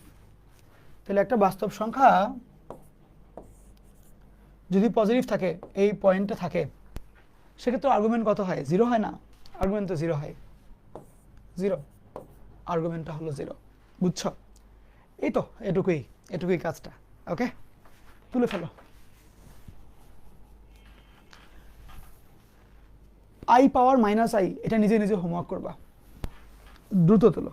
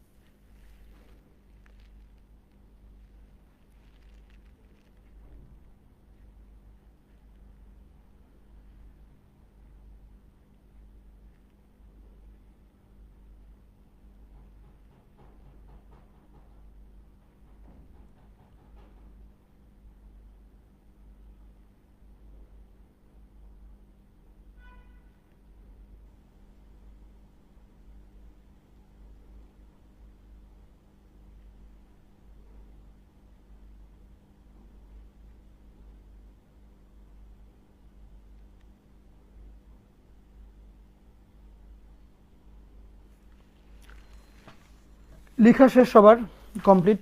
দেখি তো কমেন্ট, দেখি তোমাদের।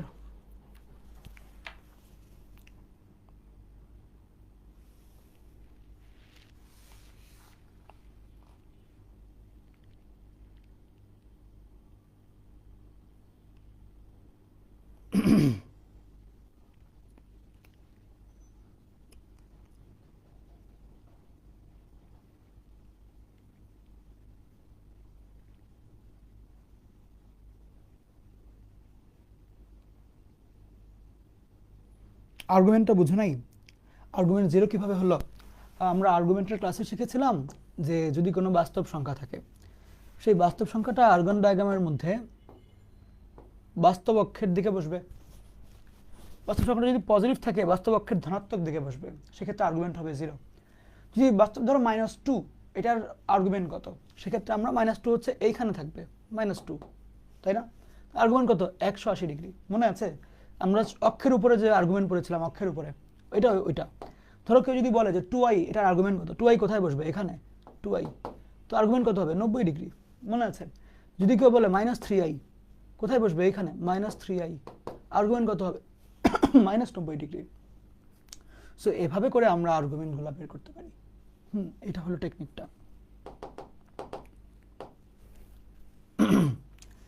এই হলো ব্যাপার। ওকে, সো যেহেতু এটা বাস্তব সংখ্যা এবং ধনাত্মক, সেক্ষেত্রে বাস্তব অক্ষের ধনাত্মক দিকে, তাইলে আমার ওভারঅল এমনিই কিন্তু চিন্তাটা আসে যে আর্গুমেন্টটা 0 হবে। এখন তোমাদেরকে আমি এই ম্যাথটা করাবো। এই প্রশ্নটা তুলো, টাইম দেওয়া হলো 40 সেকেন্ডস।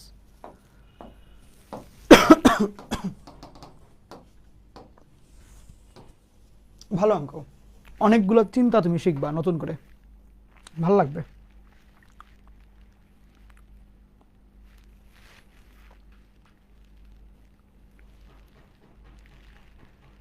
অবশ্যই একটু একটু করে তোমার পুরনো পড়াগুলো রিভিশনের মধ্যে রাখতে হবে, নাইলে কিন্তু সব ভুলতে থাকবা, এটা কিন্তু প্রবলেম হবে পরে।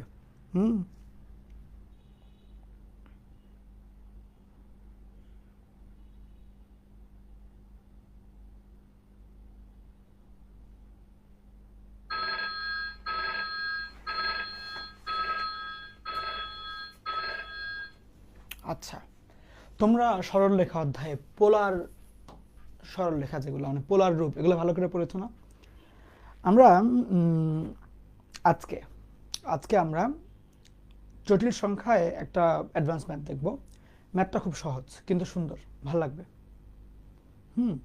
এখানে অনেকগুলো কনসেপ্ট খুব ক্লিয়ার হয়ে যাবে তোমার, যে পোলার দিয়ে আসলে প্র্যাকটিক্যাল ইউজটা কেমন হয়, মানে কীভাবে কাজে লাগবে জিনিসটা, এগুলো তুমি খুব ভালো বুঝতে পারবা, খুবই ভালোভাবে বুঝতে পারবা।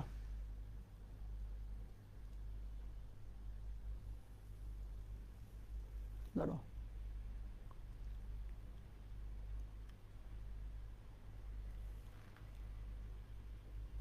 ওকে,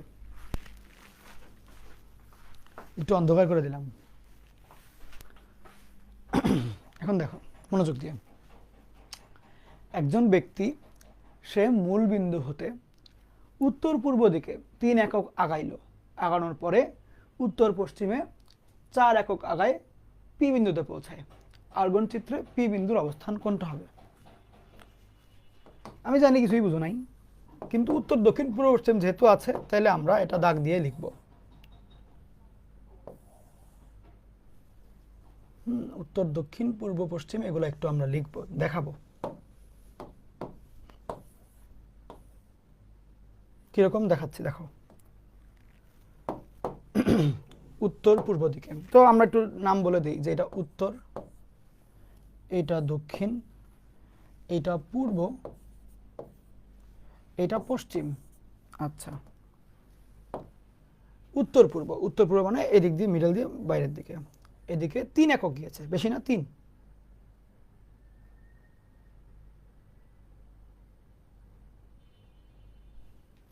একক গিয়েছে, 3 একক গিয়েছে। এই অ্যাঙ্গেলটা দেখো ভালো করে বুঝো। আমার কিন্তু যখনই তুমি পোলার সমীকরণ নিয়ে চিন্তা ভাবনা করবা, তখনই তোমার মডুলাস এবং থিটা সবসময় চিন্তায় রাখতে হবে, কোনটা মডুলাস, কোনটা থিটা, কোনটা মডুলাস, এই দাগের মডুলাস কত, থিটা কত, বারবার চিন্তা করতে হবে। এবং যেহেতু এখানে দিক কোণ এগুলো বললো, সেক্ষেত্রে অবশ্যই তুমি মডুলাস আর্গুমেন্টে মানে মডুলাস পোলার ফর্মেই তুমি যাবা। তাহলে মনে করো তুমি এখানে ও বিন্দুতে আছো, ও থেকে তুমি এ তে আসলা, ধরো এই দূরত্বটা হচ্ছে 3 একক, এবং তুমি নর্থ থেকে ইস্টের দিকে, নর্থ এবং ইস্টের মাঝখানে 45 ডিগ্রিতে তুমি ঘুরেছো। তার মানে এই কোণটা, যদি এটা বাস্তব অক্ষ ধরো, এই কোণটা হচ্ছে 45, তাহলে এটা 3, আর এই কোণটা হচ্ছে 45, π/4। তাহলে এই বিন্দুর ক্ষেত্রে আমার আর থিটা যদি চিন্তা করি, আর থিটা বা আর থিটা বাদ দাও, আচ্ছা এ বিন্দুর আর থিটার মানটা কত? আর এর মানটা হচ্ছে 3, থিটার মানটা π/4। এটুকু তো একমত তুমি, এটুকু তো একমত। আচ্ছা ওকে, একমত হলে তো ভালো ব্যাপার। এখন তাহলে একটু নিজেই চিন্তা করে দেখো, একটু নিজেই চিন্তা করে দেখো কি চিন্তা করবো বলে দিচ্ছি আমি। এইখানে আসার পরে এই বিন্দুতে থামলো, আগায় গেলো 3 একক দূরে যে থামলো। এরপরে উত্তর পশ্চিমে, উত্তর এটা পশ্চিম এটা, মানে উত্তর পশ্চিমের মাঝখান দিয়ে, মানে এই দিকে এই অ্যাঙ্গেলে সে 4 একক আগাইছে। কই থেকে আগাইছে? এইখান থেকে আগাইছে উত্তর পশ্চিমের অ্যাঙ্গেলে 4 একক। তার মানে এইখান থেকে আমি উত্তর পশ্চিমের অ্যাঙ্গেলটা অবশ্যই এভাবে হবে, মানে বুঝো এই যে এই অ্যাঙ্গেলটা, তো এটা অ্যাঙ্গেলটা হচ্ছে যে 45 ডিগ্রি, তো কিন্তু এটা এখান থেকে শুরু করে নাই, শুরু করেছে হচ্ছে এ বিন্দু থেকে, কারণ এ তে আগানোর পরে সে গেল, পরে তো আবার ব্যাক করে নাই, ওইখানেই তো ছিল। আচ্ছা, আগানোর পরে সে গেল 4 একক। ওকে, তাহলে এটা মনে করো জাস্ট সাপোজ যে বিতে আসছে, বিতে আসছে এবং সে বিতে কতটুকু দূরে আসলো? 4 একক দূরে আসলো। এখন কোন মাপবা কেমনে? পোলার ফর্ম চিন্তা করতে হবে, কোন মাপবা কেমনে? 45 ডিগ্রি লিখে রাখবা? না, 45 লিখে তো হবে না। তাহলে কেমনে কি করবা? চিন্তা করো তো একটু, কই থেকে কি করবা? একটু চিন্তা করলেই পারবা, কঠিন না। আমার এটা আসলে আমি বাস্তব অক্ষের সাপেক্ষেই তো আর্গুমেন্ট মাপি সবসময়। তাহলে তুমি যদি বাস্তব অক্ষে এখানে চিন্তা করো, তাহলে ওভারঅল আমার কোণ কত হয়? 45 প্লাস 90 না, বলো তো? বা তুমি এমনি চিন্তা করো, এইটুকু 90 আর এইটুকু 45 না? তার মানে এই দাগটা, এই ভেক্টরটার আর্গুমেন্টের মানটা কত? থিটার মানটা কত? 45 প্লাস 90 না? এই যে 45 আর এই যে 90, আর্গুমেন্ট সবসময় বাস্তব অক্ষের সাথে হয়। তাহলে বাস্তব অক্ষের সাথে 90 প্লাস 45, এটা না এই দাগটার আর্গুমেন্ট? হ্যাঁ ঠিক আছে, স্টার্ট হয়েছে এখান থেকে, বাট মানে তুমি যদি আর্গুমেন্ট চিন্তা করো বাস্তব অক্ষের সাপেক্ষে, ধরো এটা এখান থেকে চিন্তা না করে তুমি যদি এমনিও চিন্তা করো, তাও তো তোমার ওই 45 প্লাস 90 আসে নাকি? তো এটাই হলো ব্যাপার, যে এখান থেকে গেলে এইটার আর্গুমেন্টের মানটা হয় 45 প্লাস 90, মানে 135 আর কি। তাহলে এখানে হলো 4, আর তারপরে হলো 45 প্লাস 90। দেখো তো বুঝলা কিনা? একটু কি বুঝছো? ফার্স্টে আবার একবার শুরু থেকে পড়ি। মূল বিন্দুতে দাঁড়ায় ছিল, মূল বিন্দু থেকে উত্তর পূর্ব দিকে মানে মাঝখান দিয়ে 3 একক আগাইলো, আগাইলে তাহলে এখান থেকে এখানে আসলো। আগানোর পরে সে করলো কি, আগানোর পরে সে করলো কি, এতে যায় থামলো 3 একক দূরত্বে π/4 অ্যাঙ্গেলে। আচ্ছা, তারপরে উত্তর পশ্চিমে, মানে উত্তর আর পশ্চিমে ঠিক মাঝ বরাবর 45 ডিগ্রি করে 4 একক আগায় গেল, এখান থেকে 4 একক আগাইছে, আগানোর পরে থামলো। তারপরে এখানে সরি পি বিন্দুতে পৌঁছায়, আমি ভুলে বি লিখেছি, আমাদের পি দিতে হবে, পি বিন্দুতে পৌঁছায়। তারপরে আর্গন চিত্রে এখন পি বিন্দুর অবস্থানটা দেখাইতে হবে, আর্গন চিত্রে পি বিন্দুর অবস্থানটা দেখাইতে হবে। তাহলে এখন কি করা যায় খেয়াল করো, আমরা এই পি বিন্দুর অবস্থান দেখাবো কেমনে, আর এইগুলো ব্যবহার করে কেমনে দেখাবো, তাই না? তুমি কি আর্গন চিত্রে এখন বলতে পারবা যে 4 আর 90 এমনি করে বলতে পারবা এটাই কি পি বিন্দুর অবস্থান? এমনি না, এটাকে ভেক্টর দিয়ে দেখাইতে হবে, বিকজ মূল বিন্দু সাপেক্ষে দেখাইতে হবে, বুঝছো? মূল বিন্দুর সাথে দেখাইতে হবে। সেই ক্ষেত্রে আমরা যেটা করব, আমরা মূল বিন্দু থেকে এখানে একটা দাগ টানবো। তাহলে এই দাগটা হচ্ছে ওপি, এই ওপি ভেক্টরটা দেখাইতে হবে আর্গন চিত্রে, বুঝছো? কিরকম আমি তোমাকে একটু বুঝাই বলি, তাহলে একটু ক্লিয়ার হবা। যে এ বিন্দুর স্থানাঙ্ক হচ্ছে 3, π/4, কিন্তু ওএ ভেক্টরটার ভ্যালু হলো 3e to the power i into π/4। এটা হলো ওএ ভেক্টরটার ভ্যালু, ভেক্টরের মান। তোমার কাছে মনে হইতে পারে পি বিন্দু মনে হয় এরকম, ব্যাপারটা না। এপি ভেক্টরের ভ্যালুটা হচ্ছে এটা, বিকজ 4 তো এ থেকে শুরু হয়েছে, বুঝছো? তুমি যে বলবা পি বিন্দুর অবস্থান 4, তো 4 তো তোমার ও এর হিসাবটা আনা দরকার, লাগবে তো তোমার মূল বিন্দু থেকে দূরত্ব। এই 4 কোন 4? এই 4 কি এ বিন্দু থেকে দূরত্বটা না? এটা তো এ থেকে দূরত্ব 4। যে কি বলেছে যে 3 একক আগানোর পরে ওইখান থেকে আরো সে 4 একক আগায়, তাহলে এ থেকে না 4 একক আগাইলো, নট মূল বিন্দু থেকে। আমার মডুলাস তো মূল বিন্দু থেকে হবে। তাহলে এই এখানে কি তুমি জাস্ট সিম্পল ভাবে বললে হইলো যে পি বিন্দুর কি বলে কি নাম অবস্থান 4, হলো গিয়ে ই টু দি পাওয়ার, এমনি বললে হবে না। এটা এপি ভেক্টর, বিকজ এ থেকে পি এর দূরত্বটা, তো এ থেকে পি এর দূরত্ব হচ্ছে 4, তাহলে ওই জন্য তুমি মডুলাসটা 4 দিবা এখানে এপি। তাহলে এপি ভেক্টরটা হবে তোমার এরকম, এপি ভেক্টরটা হবে হলো 4e to the power i into π/4 plus 90, এটা আসবে। বুঝছো? এখন এবার চিন্তা করো, এখন যদি আমি বলি যে সুতরাং আমার ওপি ভেক্টরটা কত হবে,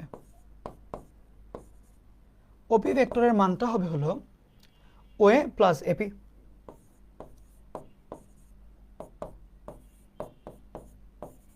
এইটা হয়ে যাবে না মানটা, ওএ প্লাস এপি। ওএ জিনিসটা কি আসলে, এপি কোনটা, এটা ওপি এর মান। বেসিক ভেক্টরের পড়াশোনা স্কুলেও করেছো, আবার ইন্টারের তো ভেক্টর অধ্যায়গুলো পড়াইছেই। ভেক্টর যোগের ত্রিভুজ সূত্র, এটা আর কি, যে দুইটা ত্রিভুজ এরকম দুই বাহু যোগ করলে তৃতীয় বাহুর সমান হয়, ভেক্টরের ত্রিভুজের সূত্রটা, তাই না? আচ্ছা, এখন তোমার আলটিমেটলি ফাইনাল অ্যান্সারটা হচ্ছে ওপি। ওপি এর মান ওই যে মূল বিন্দুর থেকে দূরত্বটা লাগবে, তো ওই জন্য তাহলে আমার দেখো ওএ এর মান জানা আছে।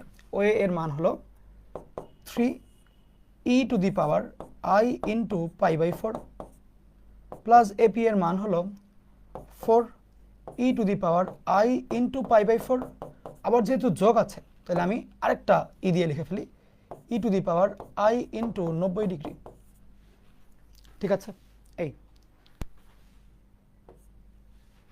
এই হলো ব্যাপার। এখন তুমি আমাকে বলো তো, এইটা কি চেনা চেনা লাগে? এটা করার কথা তোমার, আজকেই করার কথা, কোথাও করেছো নাকি দেখো তো, চিনতে পারো কিনা। E to the power i into π/2 দেখাচ্ছি।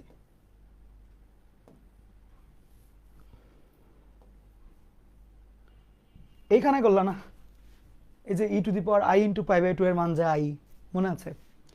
So e to the power i into π/2 এটার মানটা হলো i। তাহলে আমরা কিভাবে লিখতে পারি না যে 3e to the power i into π/4 plus 4 into i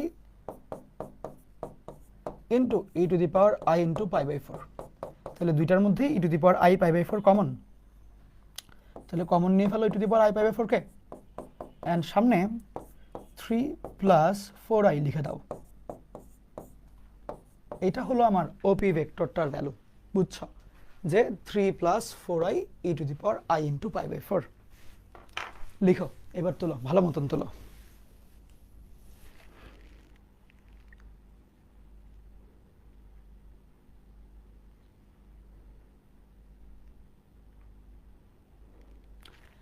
আমি তোমাদেরকে তোলার জন্য 1 মিনিট টাইম দিলাম, একটু নিজেরাও চিন্তা করবা, আমি এরপরে আরেকবার রিক্যাপ করবো, পুরোটা বুঝাই দেবো আরেকবার। তোমরা এর মধ্যে তুলে নাও আগে, তুললে নিজের কাছে অনেকখানি ক্লিয়ার লাগবে। এরপরে আমি পুরোটা আবার বুঝাই দিলে আবার আরো অনেক আরাম লাগবে।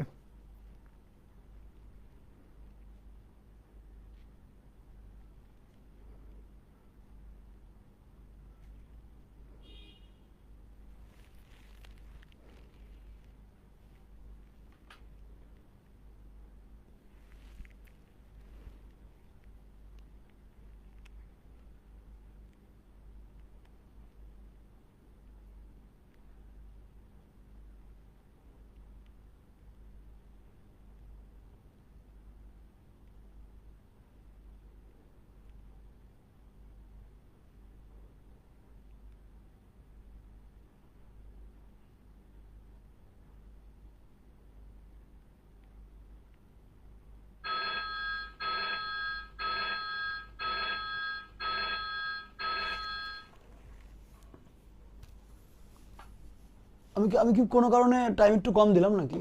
10 সেকেন্ড দিয়েছি। লিখো লিখো।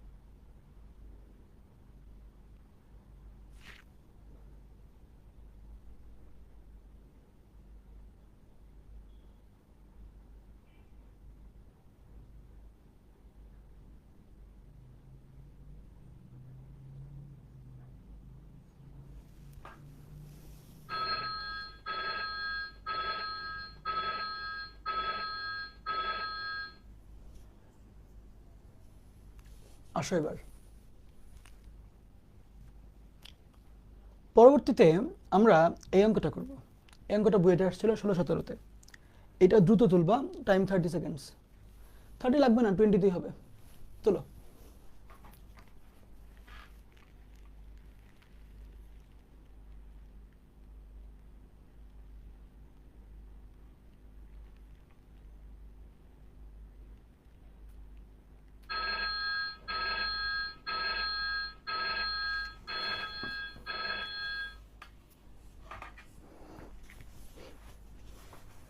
এবার খেয়াল করো,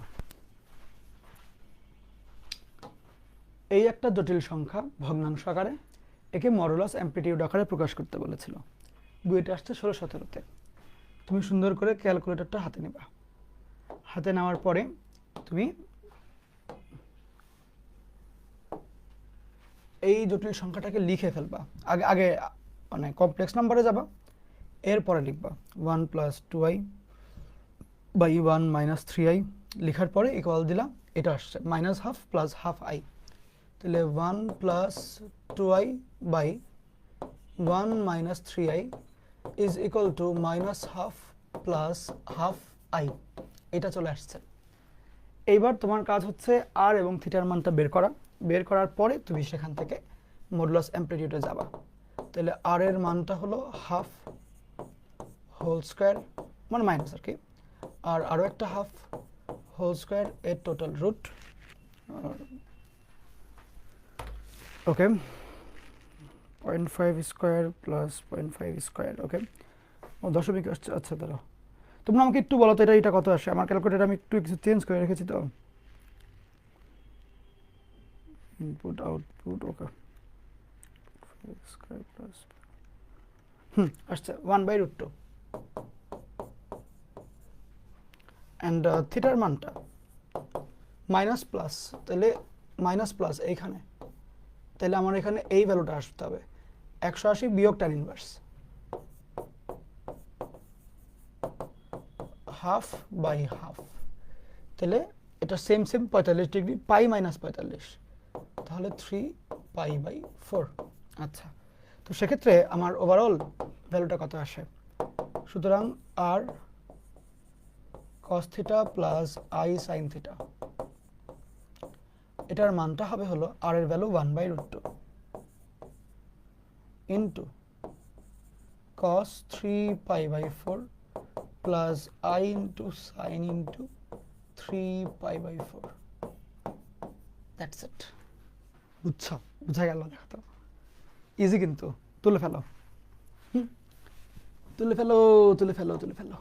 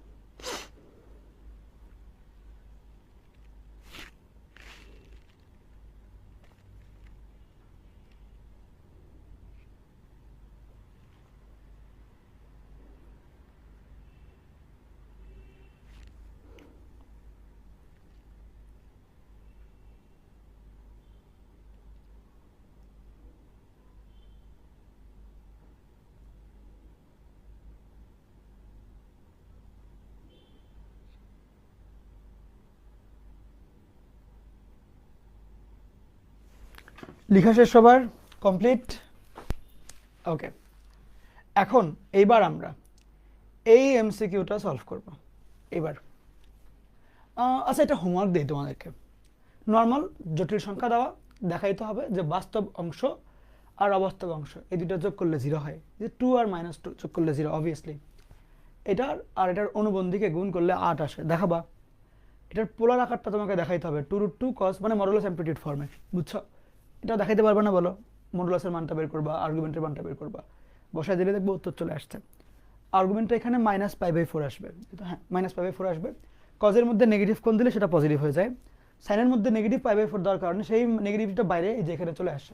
মানে এটা কি বোঝাচ্ছে আসলে? এটা বোঝাচ্ছে না যে I sin π/4, তো কোনটা আসলে নেগেটিভ আসবে, নেগেটিভ π/4 আসবে।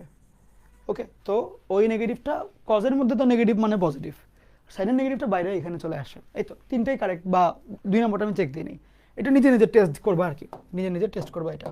ওকে, সেলফ টেস্ট করে নিবা, তুলতে হবে না, এটা তুলতে হবে না। আরেকটা অঙ্ক দেবো হোমওয়ার্ক, এইটা।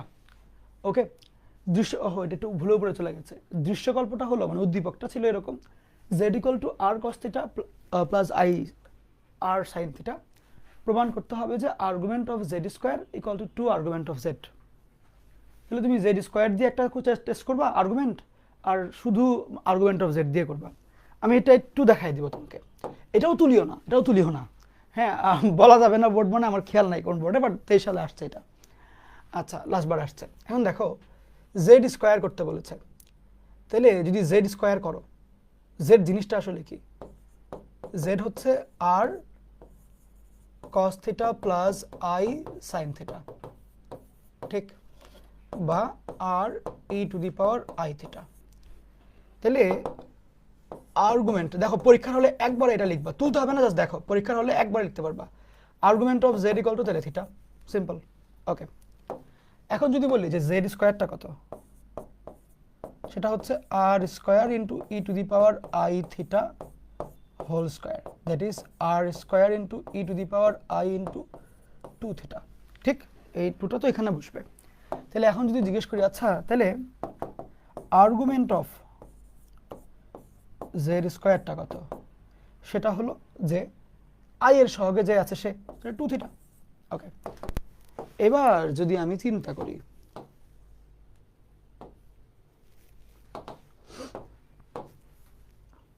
যে তাহলে রাইট হ্যান্ড সাইডে 2 ইন্টু আর্গুমেন্ট অফ z, এটার ভ্যালুটা কত?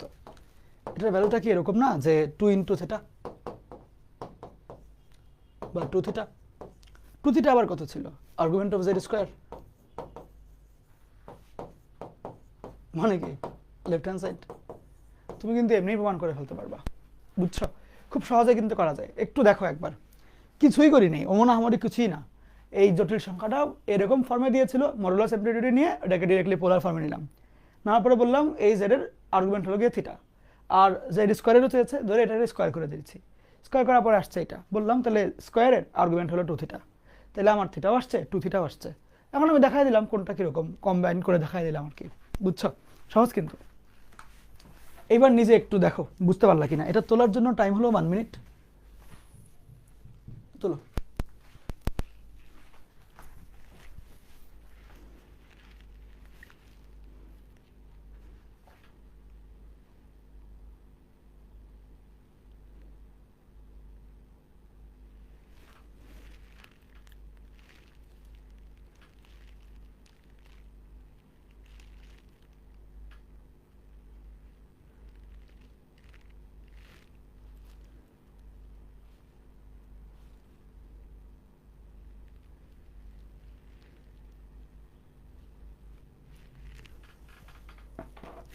তোলা হয়ে গেলে আমাকে বলবা, তোলা হয়ে গেলে আমাকে বলবা।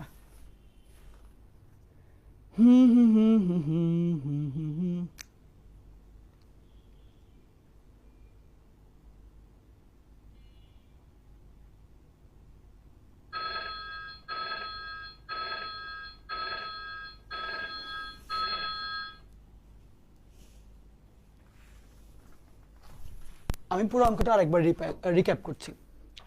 আমাকে বলেছে জেড যদি এরকম হয়, জেড স্কোয়ারের আর্গুমেন্ট কত, জেড এর আর্গুমেন্ট, এই দুইটা মিলাই দেখাইতে হবে। তাহলে জেড, ওরা এটা দেওয়ার মানেই হচ্ছে ওরা চাচ্ছে তুমি থিটা এবং আর এর মাধ্যমে জিনিসটার হেল্প নাও।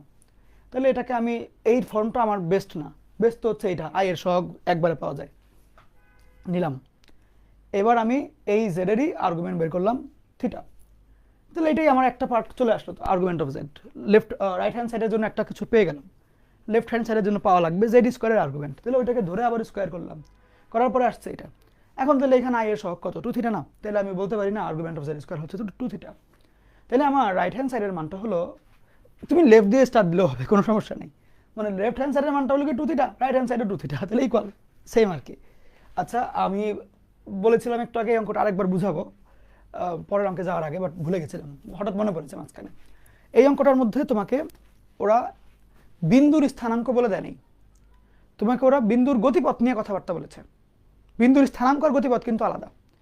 ওরা তোমাকে ভেক্টর ফর্ম দেখাইছে অঙ্কের মধ্যে, যে একজন ব্যক্তি মূল বিন্দু হতে উত্তর পূর্ব দিকে 3 একক আগাইলো, না মানে এক জায়গা থেকে আরেক জায়গায় যাচ্ছে, এখান থেকে এখানে যাচ্ছে উত্তর পূর্ব দিকে 3 একক। এই যে এ বিন্দুটা, এই এ বিন্দুর ক্ষেত্রে তাহলে মূল বিন্দু থেকে 3 একক আগাইলো, তাহলে আর এর মান 3। আচ্ছা, আর হইলো তোমার অ্যাঙ্গেল হচ্ছে যেহেতু তোমার উত্তর পূর্ব দিক, তাহলে উত্তর আর পূর্বের মাঝখান দিয়ে, তাহলে অ্যাঙ্গেল 45 ডিগ্রি। তার মানে তুমি যদি সিম্পলভাবে বলো যে এ বিন্দুর পোলার রূপটা কি বা মডুলাস কত 3, আর্গুমেন্ট কত π/4, এটা নিয়ে কোনো টেনশন নেই, বিকজ এই এ বিন্দু মূল বিন্দু থেকেই আসছে। মূল বিন্দুর সাথে যোগাযোগ হইলে ওইটা নর্মাল পোলার ফর্মে চলে যায়, কিন্তু এরপরে সে মূল বিন্দু থেকে আর আগায় নেই। ধরো এর মধ্যে একটা পিঁপড়া কামড় দিল মনে হয়, এক সেকেন্ড। এরপরে সে পিতে যাওয়ার টাইমে আর মূল বিন্দু থেকে আগায় নেই, এ থেকে যাত্রা শুরু করেছে। তাহলে কি আমি পোলার ফর্ম নিলে হবে? তাহলে তখন আর হবে না, তখন আমাকে এ থেকে পি, তাহলে ভেক্টরের দিকে যেতে হবে, বুঝছো?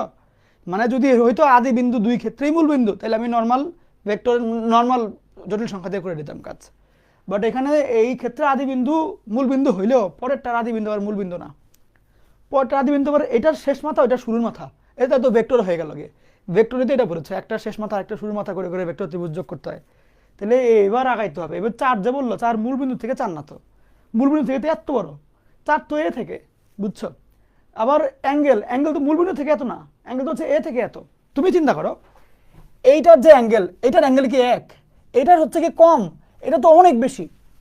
মানে বুঝো, তুমি যদি এমনি দাগ টানো, তাহলে তোমার এইটা হইলো গিয়ে 45, আবার 90, 45 + 90, এইটা কি 45 + 90 নাকি? না তো। তার মানে এই যে তুমি 4 পাচ্ছ, এই যে তুমি অ্যাঙ্গেল পাইলা, এটা কিন্তু পি বিন্দুর পোলার স্থানাঙ্কের টানা, এটা কিন্তু পি বিন্দুর পোলার স্থানাঙ্কের টানা, এটা হচ্ছে এ বিন্দুরটা। আমি যে পি এর পাশে লিখেছি এটা ভুল হয়েছে, এটা পি বিন্দুর নিজস্ব না আর কি, এটা হচ্ছে এ থেকে পি এর দূরত্ব ক্যালকুলেশন করলে, মানে এপি এর ভাষণটা আমি একটু লিখে দিই, এটা ক্লিয়ার করে দিই। এইটা এ ঠিক আছে, বাট এটা হচ্ছে এপি এর জন্য, এটা এপি এর জন্য, শুধু পি এরটা না, এটা অরিজিনাল পি এরটা হচ্ছে এটা ওপি যেটা, ওকে? এটা হলো এপি এর ক্ষেত্রে। তো পরীক্ষার খাতায় ছবিতে এগুলো দেখানোর দরকার নেই, ভুল হইতে পারে। হ্যাঁ, তুমি সর্বোচ্চ ছবিতে যেটা দেখাইতে পারো, আমি দেখাই দিচ্ছি। তুমি সর্বোচ্চ ছবির মধ্যে যেটা দেখাইতে পারো, এখানে পি দেখাই দিলাম, দেখাই, এটা একটু নিচে সাইডে লিখলাম, এটাকে একটু লম্বা করে টানার পরে এইটা আমার 45, এটা হচ্ছে আমার 90, সিম্পল, বুঝছো? তুমি একটু তাহলে মাথায় ঢুকাইলা যে তাহলে আমার এটা 45, এটা 90, তাহলে আমার ওভারঅল এই জায়গায় 45 + 90 আসবে। ওকে, এই তো এটুকুই। তাহলে আমার যদি এখন আমাকে বলেছে যে পি বিন্দুর অবস্থান লাগবে, পি বিন্দুর অবস্থান কিন্তু 4,π/2 π/4 ছিল না। পি বিন্দুর অবস্থান বের করতে গেলে মূল বিন্দু থেকে চিন্তা করতে হবে, তাহলে মূল বিন্দু থেকে তো পি এর দূরত্ব ওপি, তাহলে ওপি যদি তুমি ভেক্টর দিয়ে যাও, যেহেতু যাচ্ছে দিক ঠিক আছে, ভেক্টরে নিতে হবে, তাহলে ও এ প্লাস এপি। আচ্ছা, ও এর মানটা তাহলে বের করবো কেমনে? Simple, r e to the power i theta দিয়ে করে ফেললাম। এখন এপি বের করবা কেমনে? এপি এর ক্ষেত্রে হচ্ছে এ থেকে পি এর দূরত্ব হইলো গিয়ে আর, সেইটা হইলো 4, সেই 4 দিয়েছি। এইটা কিন্তু আমার পি বিন্দুর মডুলাস না, এইটা হচ্ছে এপি ভেক্টরের মডুলাস, বুঝছো? এপি ভেক্টরের মডুলাস, এপি ভেক্টরের এ থেকে পি এর দূরত্ব হচ্ছে এটা। তারপরে এ তে যে অ্যাঙ্গেলে ছিল তার থেকে পি এর অ্যাঙ্গেলটা ডিফারেন্ট হচ্ছে এতটুকু, বুঝছো? ওমনে চিন্তা করছি আমরা, গেল। এখন এটা আমার কি আসলো? এটা হচ্ছে আমার এপি রেখার আর্গুমেন্ট আসছে, মানে যে এপি রেখার আর্গুমেন্ট, বুঝছো? এপি রেখাটা হচ্ছে বাস্তব অক্ষের সাথে তোমার কি বলে 45 + 90 করে আছে, এপি রেখা আছে, ওপি না, পি বিন্দু না। তোমাকে যদি আমি সব উঠাই দিই, মুছে ফেলি সব, খালি পি বিন্দু দিয়ে বলি পি বিন্দুর আর্গুমেন্ট কত, তখন কিন্তু এই মূল বিন্দু থেকে টানতে হবে, তখন কিন্তু আর্গুমেন্ট আর এটা আসবে না, এটা কিন্তু পি বিন্দুর আর্গুমেন্ট না, এটা হচ্ছে এপি রেখার আর্গুমেন্ট, বুঝছো? এপি ভেক্টরের আর্গুমেন্ট, এটা এপি ভেক্টরের আর্গুমেন্ট। এই π/4 ও রেখারই মানে এ বিন্দুরই, বিকজ এটা মূল বিন্দু থেকে কানেক্টেড। এটা সমস্যা না, এটা নর্মাল। এইটা একটু এক্সট্রাঅর্ডিনারি, যেটা অন্য মূল বিন্দু ব্যতীত অন্য কোনো বিন্দুর সাথে কানেকশন হচ্ছে এখানে। সো দ্যাট ইজ ওয়াই এই যে আমার আর্গুমেন্ট আসছে, এটা পি বিন্দুর না, বরঞ্চ এপি ভেক্টরের আর্গুমেন্ট হচ্ছে এটা। এপি ভেক্টরটাকে যদি আমি বড় করে সামনে টান দিই, তাইলে আমার আর্গুমেন্ট টোটাল যোগ করলে হবে 45 + 90। এটা আসছে, বুঝছো তো? এখন তাহলে আমি নর্মাল যোগ করলে এটা হবে, এটার ভ্যালু আই আমরা জানি, সেই আই একসাথে কমন টমন নিয়ে এই কাজ করে দিলাম। ওকে, তাহলে উত্তর দেবো, মিলে যাবে। এই তার মানে এখানে কিন্তু আমি তোমাকে একটু সুপার অ্যাডভান্সে দেখাই ফেলেছি যে জাস্ট কোনো বিন্দুর না, বরঞ্চ একটা ভেক্টরের পোলার ফর্ম কেমনে দেখাইতে হয় সেটাও শেখাই দিয়েছি। ওকে, আচ্ছা, এখন আমাদের মেইন ম্যাথের ক্লাস মোটামুটি শেষ বলা যায়। দুইটা অঙ্ক হোমওয়ার্ক দিব তোমাদেরকে, সিমিলার জিনিস। এই দুইটার গুণফলকে পোলার রূপে প্রকাশ করতে হবে। তাহলে আগে গুণফল ক্যালকুলেটর দিয়ে বের করবা, সেখান থেকে আর এর মান আর থিটার মান বের করে আর e to the power i theta করে দিবা, বুঝছো? নিজে নিজে করো, এখন সব তুমি পারবা। এখন দেখবে এগুলো ইজি লাগবে, বুয়েটের কুয়েটের গুলো ইজি লাগবে। এখন বুয়েটের আসছে 20-21, এইটাকে পোলার আকারে প্রকাশ করো, মডুলাস আর্গুমেন্ট, মানে যা ইচ্ছা তাই একটা অবস্থা, কিছুই নাই এটার মধ্যে। ওকে, এখন দেখবো তোমার কাছে সব সহজ লাগবে, দুনিয়া শান্তিময় লাগবে। ওকে, দাঁড়াও। এই তো আজকের লেকচারটা এই পর্যন্তই। আমাদের পোলার রূপ, জটিল সংখ্যার পোলার রূপটা কমপ্লিট হলো। নেক্সট দিন আমরা নতুন পড়া শুরু করব। ওকে, সবাই ভালো থাকো, আবার দেখা হবে ইনশাল্লাহ। আর ক্লাসের বন্ধুদেরকে জানাই দিও কোর্সের ব্যাপারে, ভিতরে ক্লাস কেমন হচ্ছে এগুলোর ব্যাপারে সব জানাই দিও, ঠিক আছে? আল্লাহ হাফেজ সবাইকে।